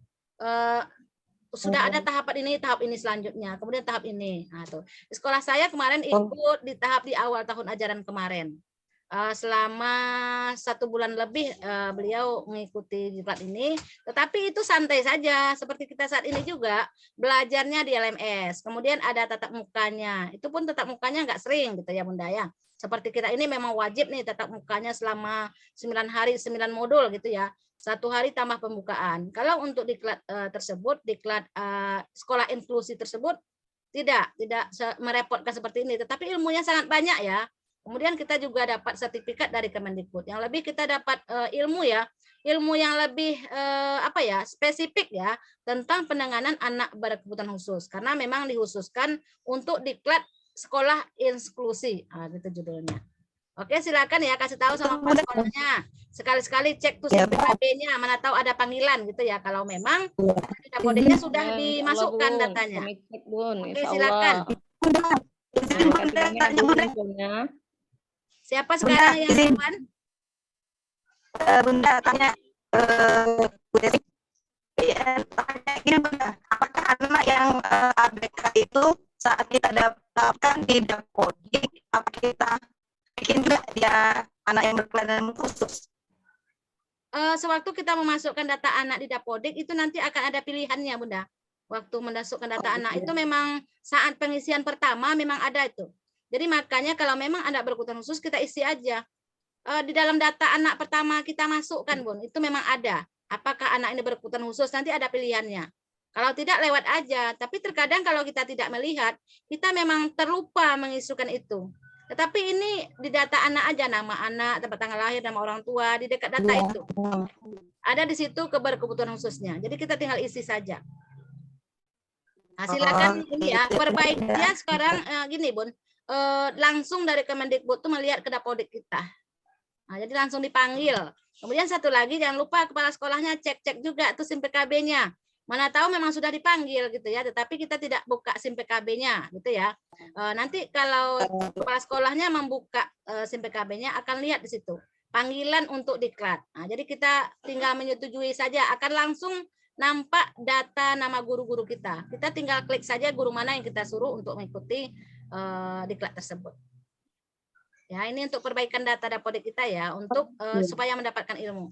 Ibu Marleni silakan. Apa tadi Bu Marleni? Terima kasih Bunda. Ya, sama-sama. Saya tadi ngucapkan terima kasih Bunda, Insya Allah. Nah, kalau kebutuhan khusus yang ditanya ini, saya kebetulan belum ada nerima anak khusus kelas saya, dan saya pun saat ini tidak mengajar di kelas, saya jadi guru pendamping. Jadi saya belum pernah menerima anak yang kebutuhan khusus. Ada kebutuhan khusus di POD kami, di kelompok A tuh Bunda, yang si Atala itu. Nah, yang tahunya ya Bunda Rosliana sama Bunda Yesi Wulandari. Saya tidak mengalami secara langsung dengan Atala itu, anak itu. Jadi mau Bunda. Nah, kalau bisa harus Liana sama Bunda Yesi Wulandari. Maka saya suruh tadi, saya tanya Bunda itu gitu maksud saya. Terima kasih Bunda. Oke, iya, silakan Bu Sri. Izin Bunda. Ya. Bu Desi, Bu Desi. Makanya tukar namanya tuh, jangan Bu Sri juga namanya tuh, yang aktif Ibu Desi. Nah, namanya Ibu Sri. Iya, silakan Bu Desi. Ya, tanya Bunda. Ya. Ini kan kami ini ada anak yang memang ABK ya, namanya si Karin. Cuma dia gini Bunda, saat kita dia tuh kalau sama teman-temannya yang memang mana yang dia sukai, dia mau ngobrol Bunda. Nah, tetapi saat ibu gurunya atau bunda gurunya bertanya, dia tidak bersuara sama sekali Bunda. Memang dia setiap hari seperti itu. Tapi dia saat dari awal pembelajaran atau apa dia memang suaranya menghilang tapi dia mengikutin. Misalnya baca doa dia pelan, seperti berbicara dalam hati itu dia mengikutin Bunda. Kadang saya tuh sampai ke mulutnya tuh sampai ke telinga saya tuh dideketin betul. Oh, ada suaranya. Tapi kalau sama kami tuh dia tidak mau berbicara, gimana itu Bunda? Berarti itu masalahnya sosialnya tuh ya, maksudnya ini ya, bagaimana dia bersosialisasi ya dengan temannya begitu ya. Sebab dengan Iya, satu Bunda. teman tadi dia mau gitu ya Bunda ya. Ya, Nah, mau berarti ini Bunda. pendekatannya berarti itu Bunda kalau seperti itu. Mungkin usianya baru berapa Bunda? Masih muda kali enggak? Sudah 5 lebih dia Bunda. Udah mau 6. Ya, dia terkadang memang ya perkembangan anak kan tidak sama gitu Bunda ya. Mungkin bisa Iya, juga Bunda. pengaruh usianya bisa juga. Sebab tadi berarti itu tidak gini ya, kita katakan anak berkebutuhan khusus boleh dikatakan tidak, karena dia bisa berbicara dengan teman yang satu tadi gitu ya Bunda ya. Jadi sekarang itu sebenarnya hanya hambatannya di dalam pergaulan sosialnya saja gitu Bunda. Jadi ini dengan lambat laun dengan pendekatan mungkin ini bisa nih. Ini gurunya aja yang harus aktif nih membawakan mainan ya, menciptakan kegiatan main yang menarik bagi anak supaya dia mau gitu ya. Ini harus iya, ini Bunda. ya, bundanya harus menciptakan kegiatan main yang mengungkapkan bahasa gitu ya. Nah, dengan pengungkapan Bunda. bahasa nih akan ini ya. Jadi kita harus melihat dulu di mana nih aspek perkembangan anak nih yang belum tercapai ya. Disitulah ini namanya sudah ke kegiatan individual. Seperti kemarin ya waktu kita membuat perencanaan untuk anak ABK ada tuh perencanaan kegiatan individual bagi anak. Jadi kalau memang anak yang agak berkebutuhan khusus kita memang harus khusus juga menanganinya gitu. Nah, seperti yang Ibu katakan tadi ini harus khusus juga kita menciptakan kegiatan main untuk mengungkapkan bahasa anak. Ini seperti permainan apa tuh? Umpamanya permainan peran. Nah, gitu ya. Permainan polisi-polisi atau apa ya yang menarik bagi anak tersebut. Seperti berdagang dia mau Bunda. Nah, itu seperti itu ya. Jadi ini ya itu gunanya kita mengikuti diklat dasar ini. Jadi di mana kita bisa nih mencari kekurangan anak, kemudian kita bagaimana kita menstimulasinya kekurangan anak tersebut ya untuk anak berkebutuhan khusus ini. Oke Bunda, terima kasih ya pendapat-pendapatnya. Kalau kita sudah sampai ke anak yang istimewa ini memang tidak akan ada habisnya nih Bun. Gitu ya. Makanya kalau ini adalah anak istimewa ini memang apa ya? Kita harus memang serius untuk membantu mereka gitu. Ini ya tentang gizi anak berkebutuhan khusus. Seperti yang dikatakan yang sudah berpengalaman tadi Ibu Heni ya tadi ya, Ibu Heni Roza ya. Ya, Bu Heni Roza sudah membuka wawasan kita. Memang ini yang sering terjadi ya memang ada anak seperti itu, barulah kita bisa paham dengan hal tersebut. Selama saya mengisi modul ini memang sudah banyak juga nih pengalaman saya dari teman-teman ya. Saya sendiri tidak pernah mendapatkan hal tersebut. Bun, izin. Dari teman-teman, iya boleh Bu Eni. Bunda, saya cuma mau kasih tahu, maksud itu cuma sharing aja. Kita tidak boleh mengatakan anak itu ABK sebelum ada pernyataan dari psikolog atau dokter. Ya. Kita Jadi tidak boleh tadi ibu apa tadi itu bilang dia punya anak ABK, kita nggak bisa, kita nggak boleh mengatakan kalau anak itu ABK kalau tidak ada pernyataan dari dokter atau psikolog. Itu untuk sharing aja Bunda, maksudnya itu untuk pengetahuan kita supaya jangan orang tua tersinggung atau apa. Jadi kalau nggak ada pernyataan dari dokter kita jangan bilangkan anak itu ABK, walaupun kita tahu dia ABK. Di Tapi dalam maaf Bunda, modul Oke Bunda, tapi di maaf dalam Bunda, memang modul anak berkebutuhan khusus kemarin kan sudah kita bahas tuh. Ada Ya. macam-macam ya, ada gangguan pendengaran, ada gangguan intelektual. Jadi ini yang masuk dikatakan oleh Ibu Sri ini adalah ini gangguan intelektualnya gitu ya, perkembangan kognitifnya gitu ya. Sebenarnya itu belum dia memang yang pintar pun kita masuk kalau ABK itu adalah sebutan besarnya ya, umumnya ya. Tapi kalau kita menyebutkan sesuatunya itu baru umpamanya nih khusus tentang dalam bicara gitu ya, pendengaran gitu ya. Jadi kalau untuk ABK ini berkebutuhan khusus nih dia agak masih besar ya sebutannya. Anak pintar pun bisa. Anak berbakat istimewa juga anak ABK gitu ya. Memang seperti dikatakan Ibu Heni, kita tidak boleh memberikan label gitu ya untuk anak tersebut gitu ya. Itu harus psikolog ataupun harus ada ahli anaknya yang akan memberi gelar tersebut. Tetapi ini saya yakin nih Ibu Mereni ini hanya pengamatannya saja ya, memberikan aja label ABK untuk diri sendiri aja. Tapi ini enggak sampai ke orang tuanya kan Bu, untuk Ibu aja nih kan. Maaf Bunda, kalau kami memang sudah ada dari pihak puskesmas karena dia memang dari keturunan istilah kata dari orang tua, kedua orang tuanya memang seperti itu Bunda. Maksudnya seperti apa orang tuanya Bun? Ya seperti gimana ya? Ya memang anak-anak ABK gitu, stunting ya. Memang dia dari keturunan dari suami istri, terus yang anak ini memang seperti itu, udah memang sudah dari puskesmas, sudah ada dari pendataan dari lingkungan desa pun memang sudah dianggap seperti itu. Oh, berarti itu hebat juga ya kalau seperti itu. Maksudnya begini ya Bu ya, kalau orang tuanya stunting gitu ya, anaknya tadi masih bisa ikut belajar gitu maksud saya. Itu dia kalau luar biasa juga, itu, hanya tadi itu untuk pergaulan saja ya Bunda ya. Dia kalau nulis memang belum berapa bisa Bunda. Dia cuma bisa mewarna coret-coret aja. Memang dia cuma kalau dia untuk ngikutin awal misalnya bernyanyi, berdoa, dia mau Bunda. Tapi saat dia belajar memang dia tidak bisa sama sekali.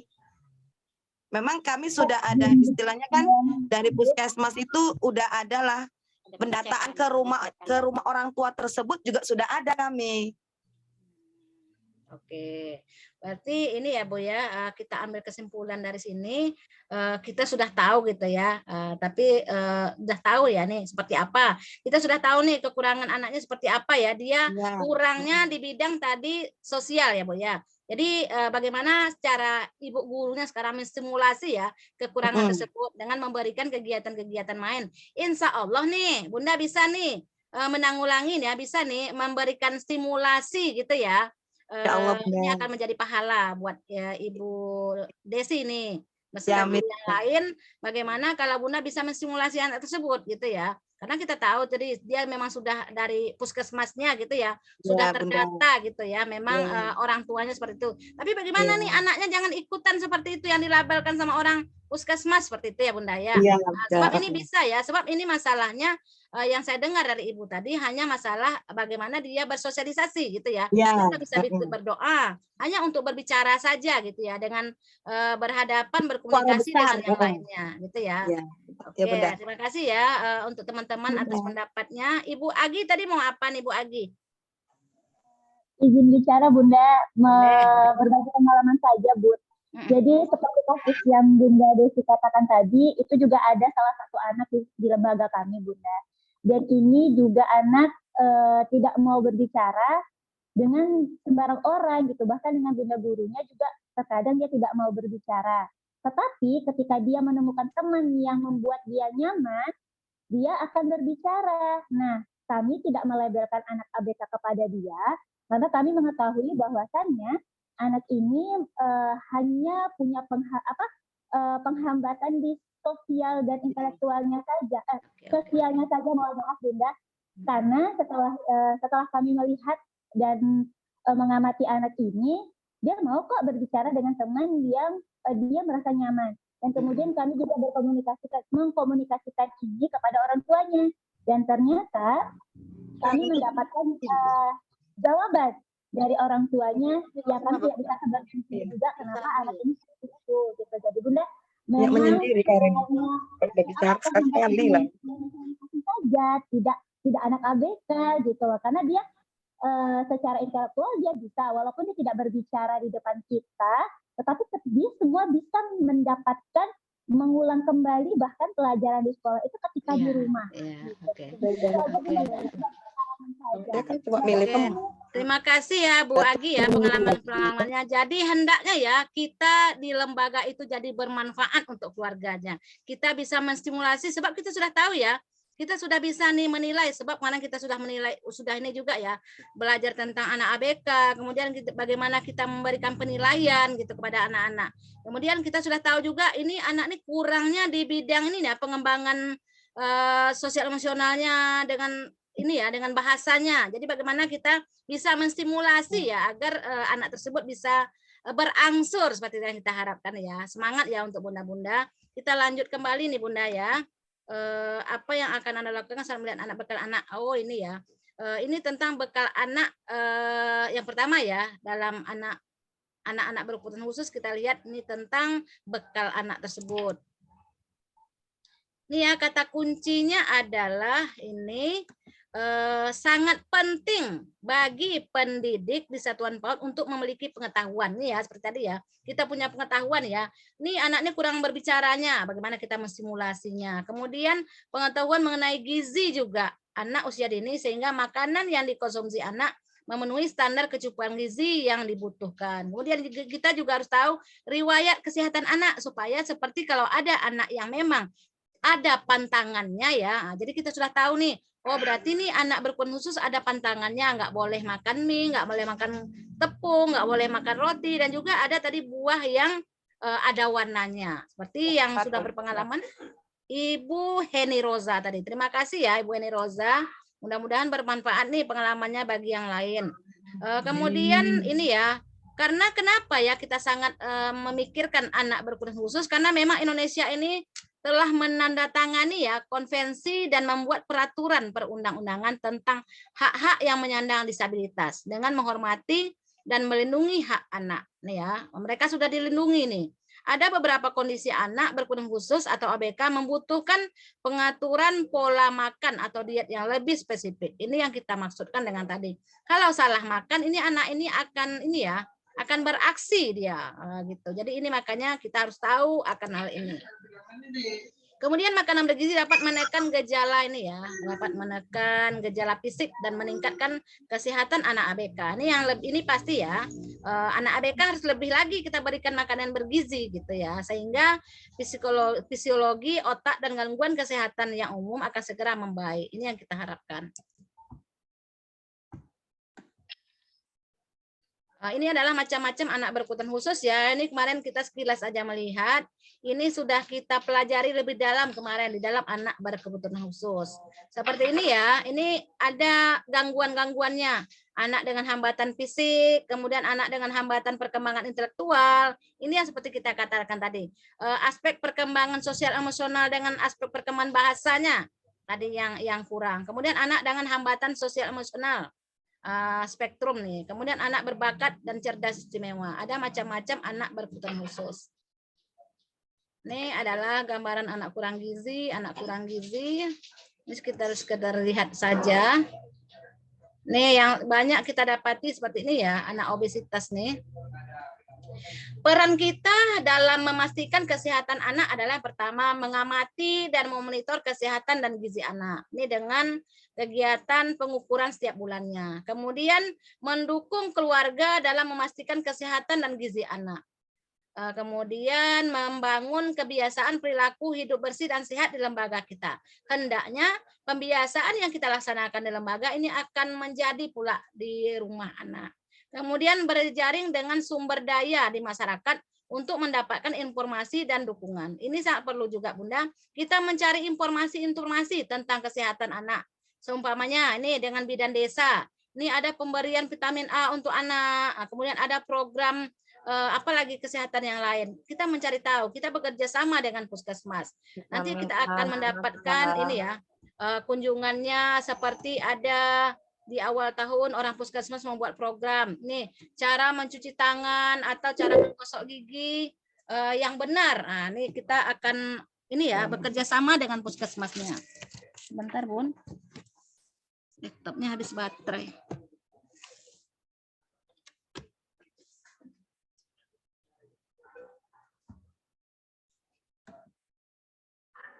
Oke, ini bernyanyi ya Bunda, kita tinggalkan sebab waktu kita udah mau habis. Nah, ini stunting.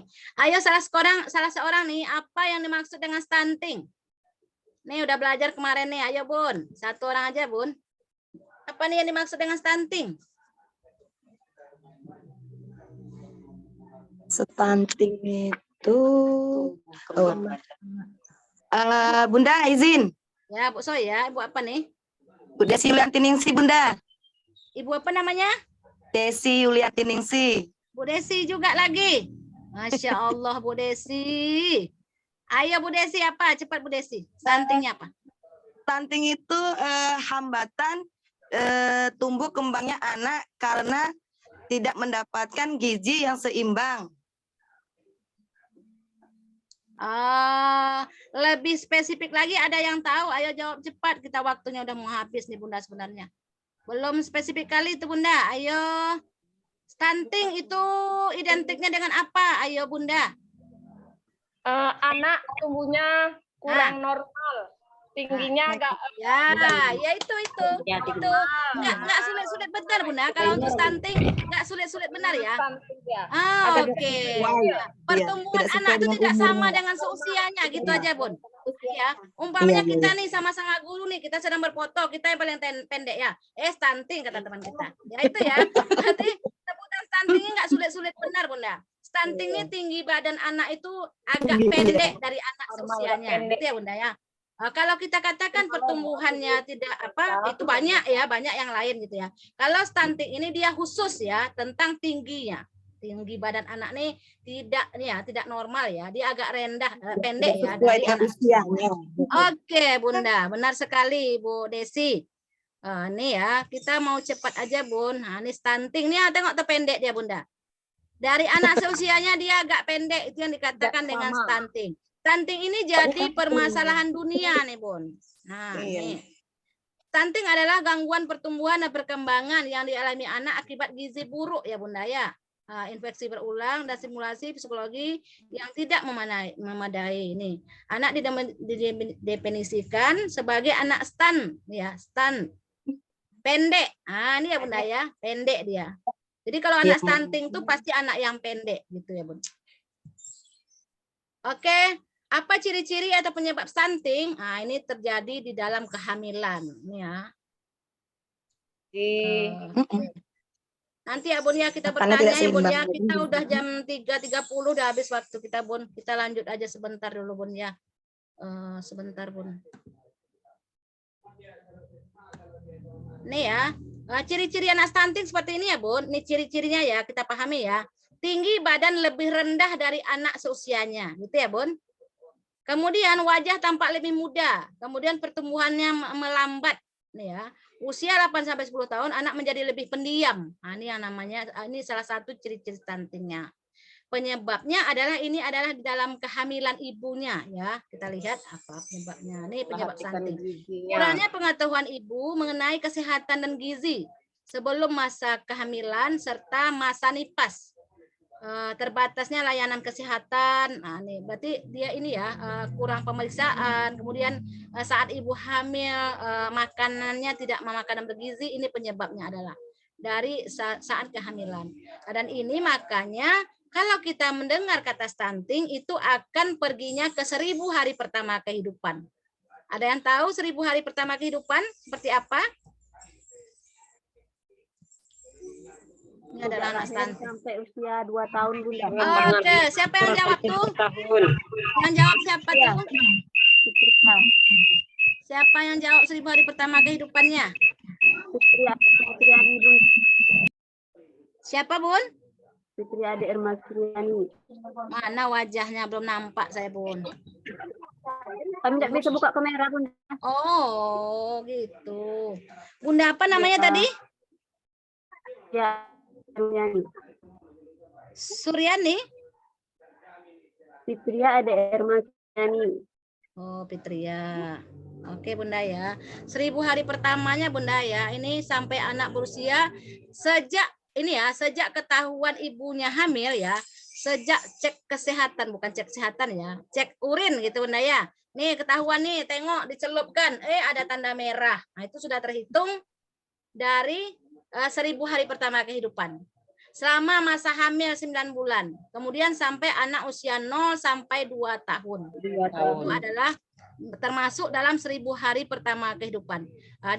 Disitulah kita nih ya, bagaimana caranya ya supaya ibu hamil ini ya anaknya tidak stunting gitu ya, dengan memberikan ini ya pemeriksaan kesehatan, kemudian memberikan vitamin B, selalu memeriksakan kehamilan, kemudian ini ya harus didampingi seperti itu sama suami tercinta. Kemudian setelah lahir bagaimana? Ini juga harus memberikan ASI kepada anak. Jadi penanganan stunting ini tidak lepas dari 1000 hari pertama kehidupan. Nah, kita lanjut ya Bunda ya. Nih waktu kita sudah habis nih Bun. Nah, ini dia 1000 hari pertama kehidupan ya. Ini saat hamil ya. Pastikan cukup gizinya gitu ya.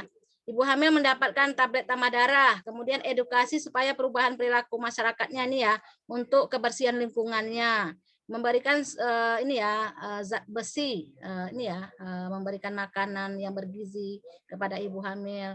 Kemudian ini saat menyusui seperti itu juga ada langkah-langkahnya. 1000 hari pertama kehidupan. Ya Bunda, 280 hari janin di dalam kandungan, kemudian 720 hari anak usia 0 sampai 24 bulan. Nah, ini ya, sewaktu anak lahir. Stunting dapat dicegah. Stunting bukan keturunan. Ini ya Bunda ya, bukan keturunan. Ini yang perlu kita pahami. Oke, kita nggak usah diskusi ya Bun. Nah, ini ya, ini satu pengetahuan juga.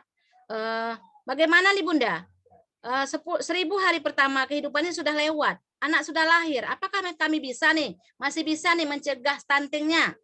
Bisa Bunda. Ini ada fase yang kedua, yaitu anak akil balik. Ini ya, ini di akil balik. Peranan hormon pertumbuhan ini ya penting pada masa percepatan kedua tersebut. Di sini pada masa akhir balik ya. Karena sebagian besar anak sadar adanya kekurangan setelah masa pertumbuhan usai dan telah akil balik. Nah ini ya. Jadi dengan olahraga, dengan mensuplemen vitamin ini ya akan bisa pada fase yang kedua. Bagaimana supaya anak tersebut tinggi? Nah gitu ya. Tetapi ini harus juga ada dari dukungan dari orang tuanya untuk anak tersebut.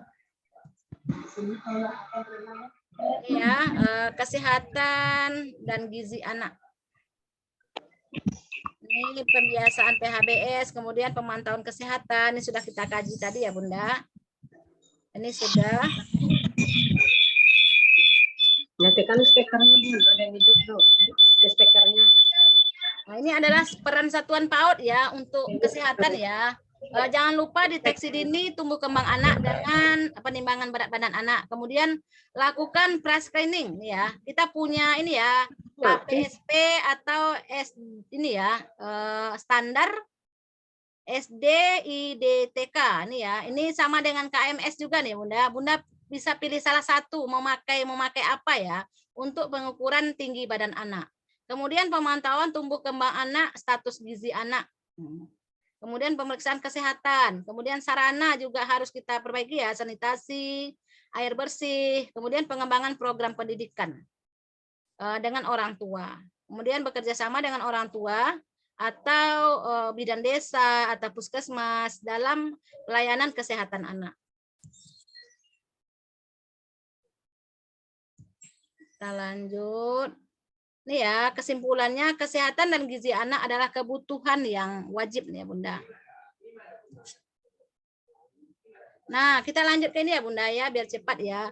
Pertolongan pertama pada kecelakaan. Ini setelah kita bahas tadi ya, tentang bagaimana nih waktu anak muntah-muntah. Ya, kita membawa anak tersebut ke ruang UKS, kemudian memberikan minyak kayu putih ke perut anak, kemudian memberikan anak minum. Nah, dan terakhir kita menghubungi orang tua. Itu adalah salah satu ya pertolongan pertama kita pada keadaan yang terjadi pada anak. Yang selanjutnya kita menyediakan kotak P3K lengkap dengan isinya, jangan kotaknya saja. Kemudian harus dicek juga Bunda. Nanti rupanya udah kadaluarsa alat-alat yang di dalam gitu ya. Minyak kayu putihnya, minyak telurnya rupanya sudah kadaluarsa gitu ya. Sudah bertahun-tahun itu saja alat-alatnya. Jadi harus dicek juga ya Bunda. Kemudian cek selalu kondisi obat-obatannya. Oke, buatlah daftar riwayat kesehatan anak. Ini salah satu Bunda ya. Buat daftar riwayat kesehatan anak. Dengan cara apa? Dengan cara waktu anak masuk sekolah kita meminta nih riwayat kesehatan anak. Apakah anaknya pernah kena penyakit yang membahayakan, yang serius. Kemudian kita lihat nih, minta nih fotokopi KMS-nya supaya kita melihat apakah ini anak ini sudah lengkap nih imunisasinya. Kenapa? Dengan lengkapnya imunisasi, anak akan menjadi sehat dan kuat. Ada lagunya kan? Aku anak sehat, seperti di depan tadi ya Bunda ya.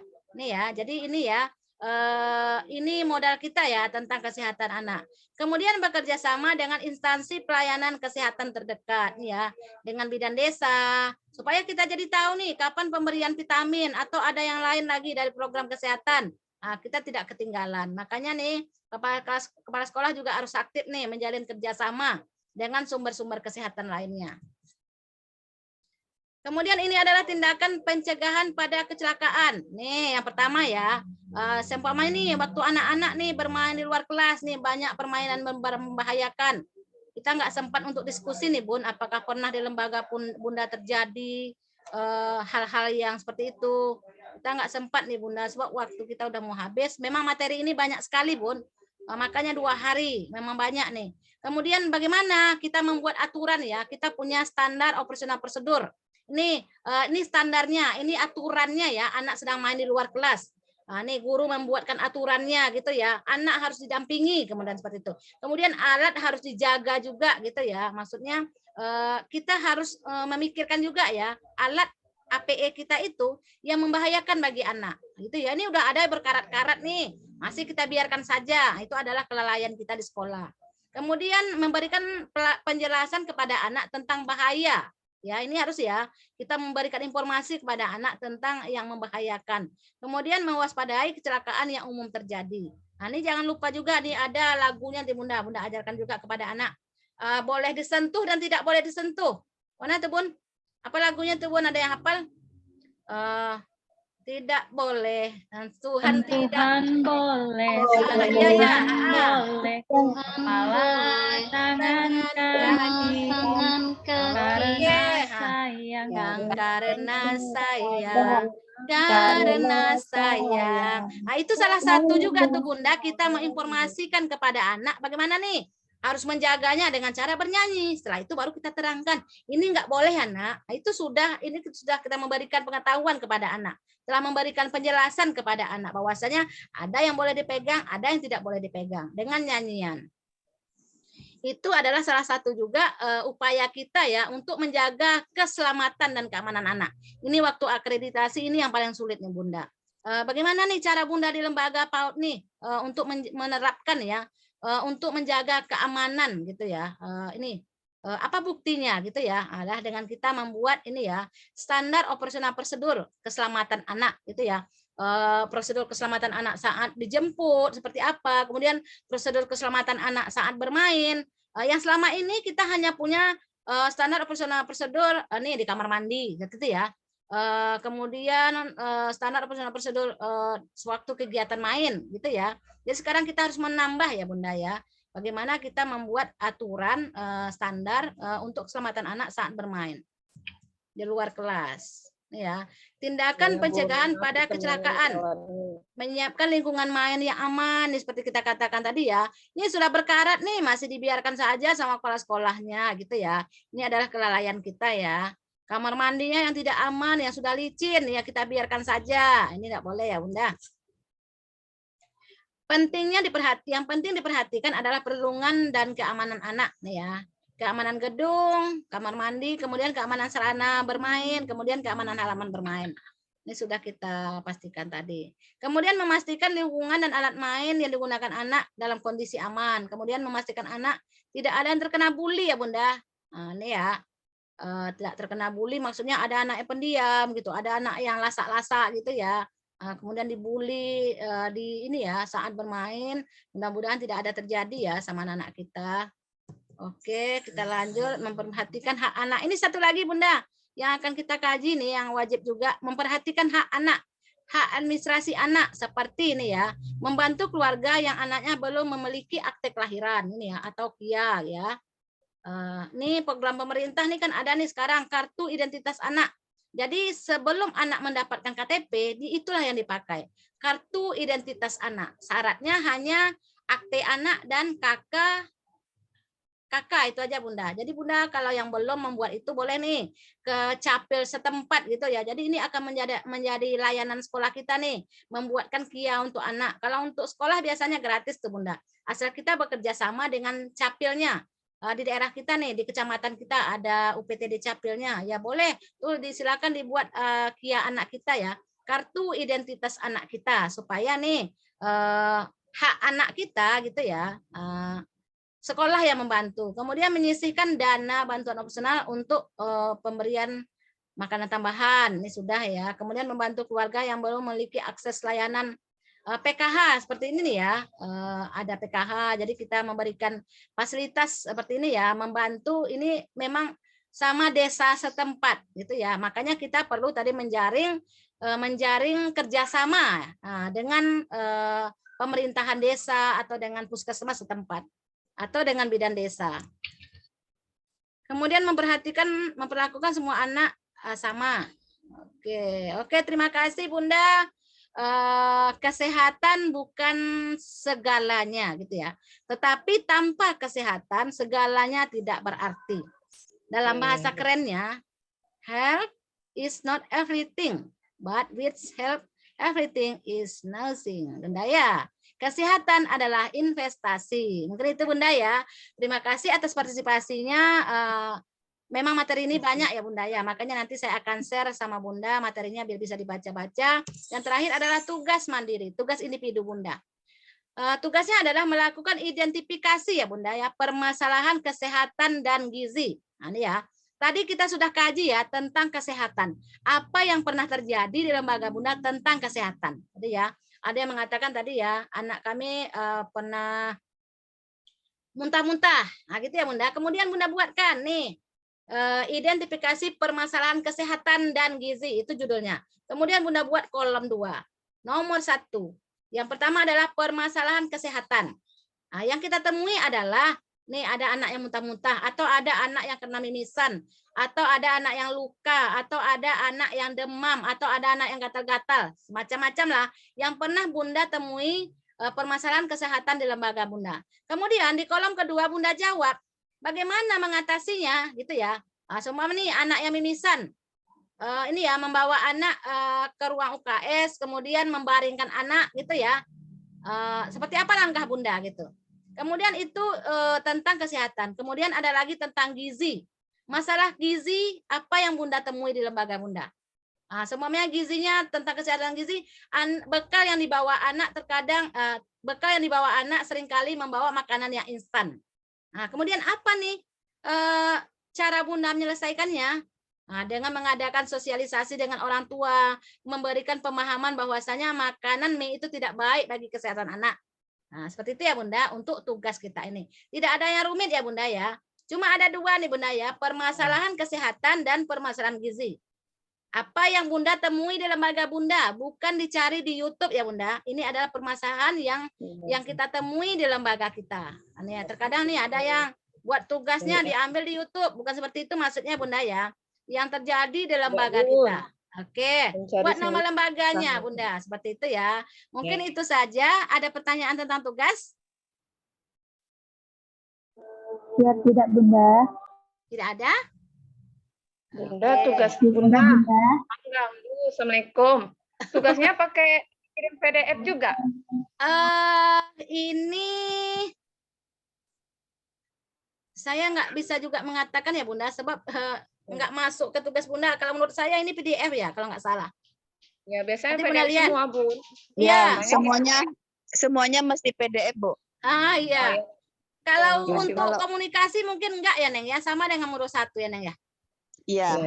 Ya, besok ya modul teks online. 8 ya, modul 8 sama modul 1 itu bisa Teks langsung. online. Iya, online Ketik, tag ya. Iya, ketik langsung. Oke, kalau yang ini kalau nggak salah saya nih pakai format nih Bunda. Formatnya terserah Bunda aja seperti apa. Rasanya nggak ada formatnya di LMS ya Neng ya? Nggak ada ya? Kalau untuk modul 7? Nggak ada. Nggak ada. Jadi Bunda buat aja ya formatnya seperti apa. Yang penting di situ ada memuat tentang permasalahan kesehatan. Kemudian bagaimana cara menyelesaikannya, Bunda menyelesaikannya. Kemudian tentang permasalahan gizi, bagaimana kita menyelesaikannya. Mungkin itu saja Bunda. Terima kasih atas kerjasamanya. Saya tutup. Wabillahi taufiq hidayah. Assalamualaikum warahmatullahi wabarakatuh. Waalaikumsalam warahmatullahi wabarakatuh.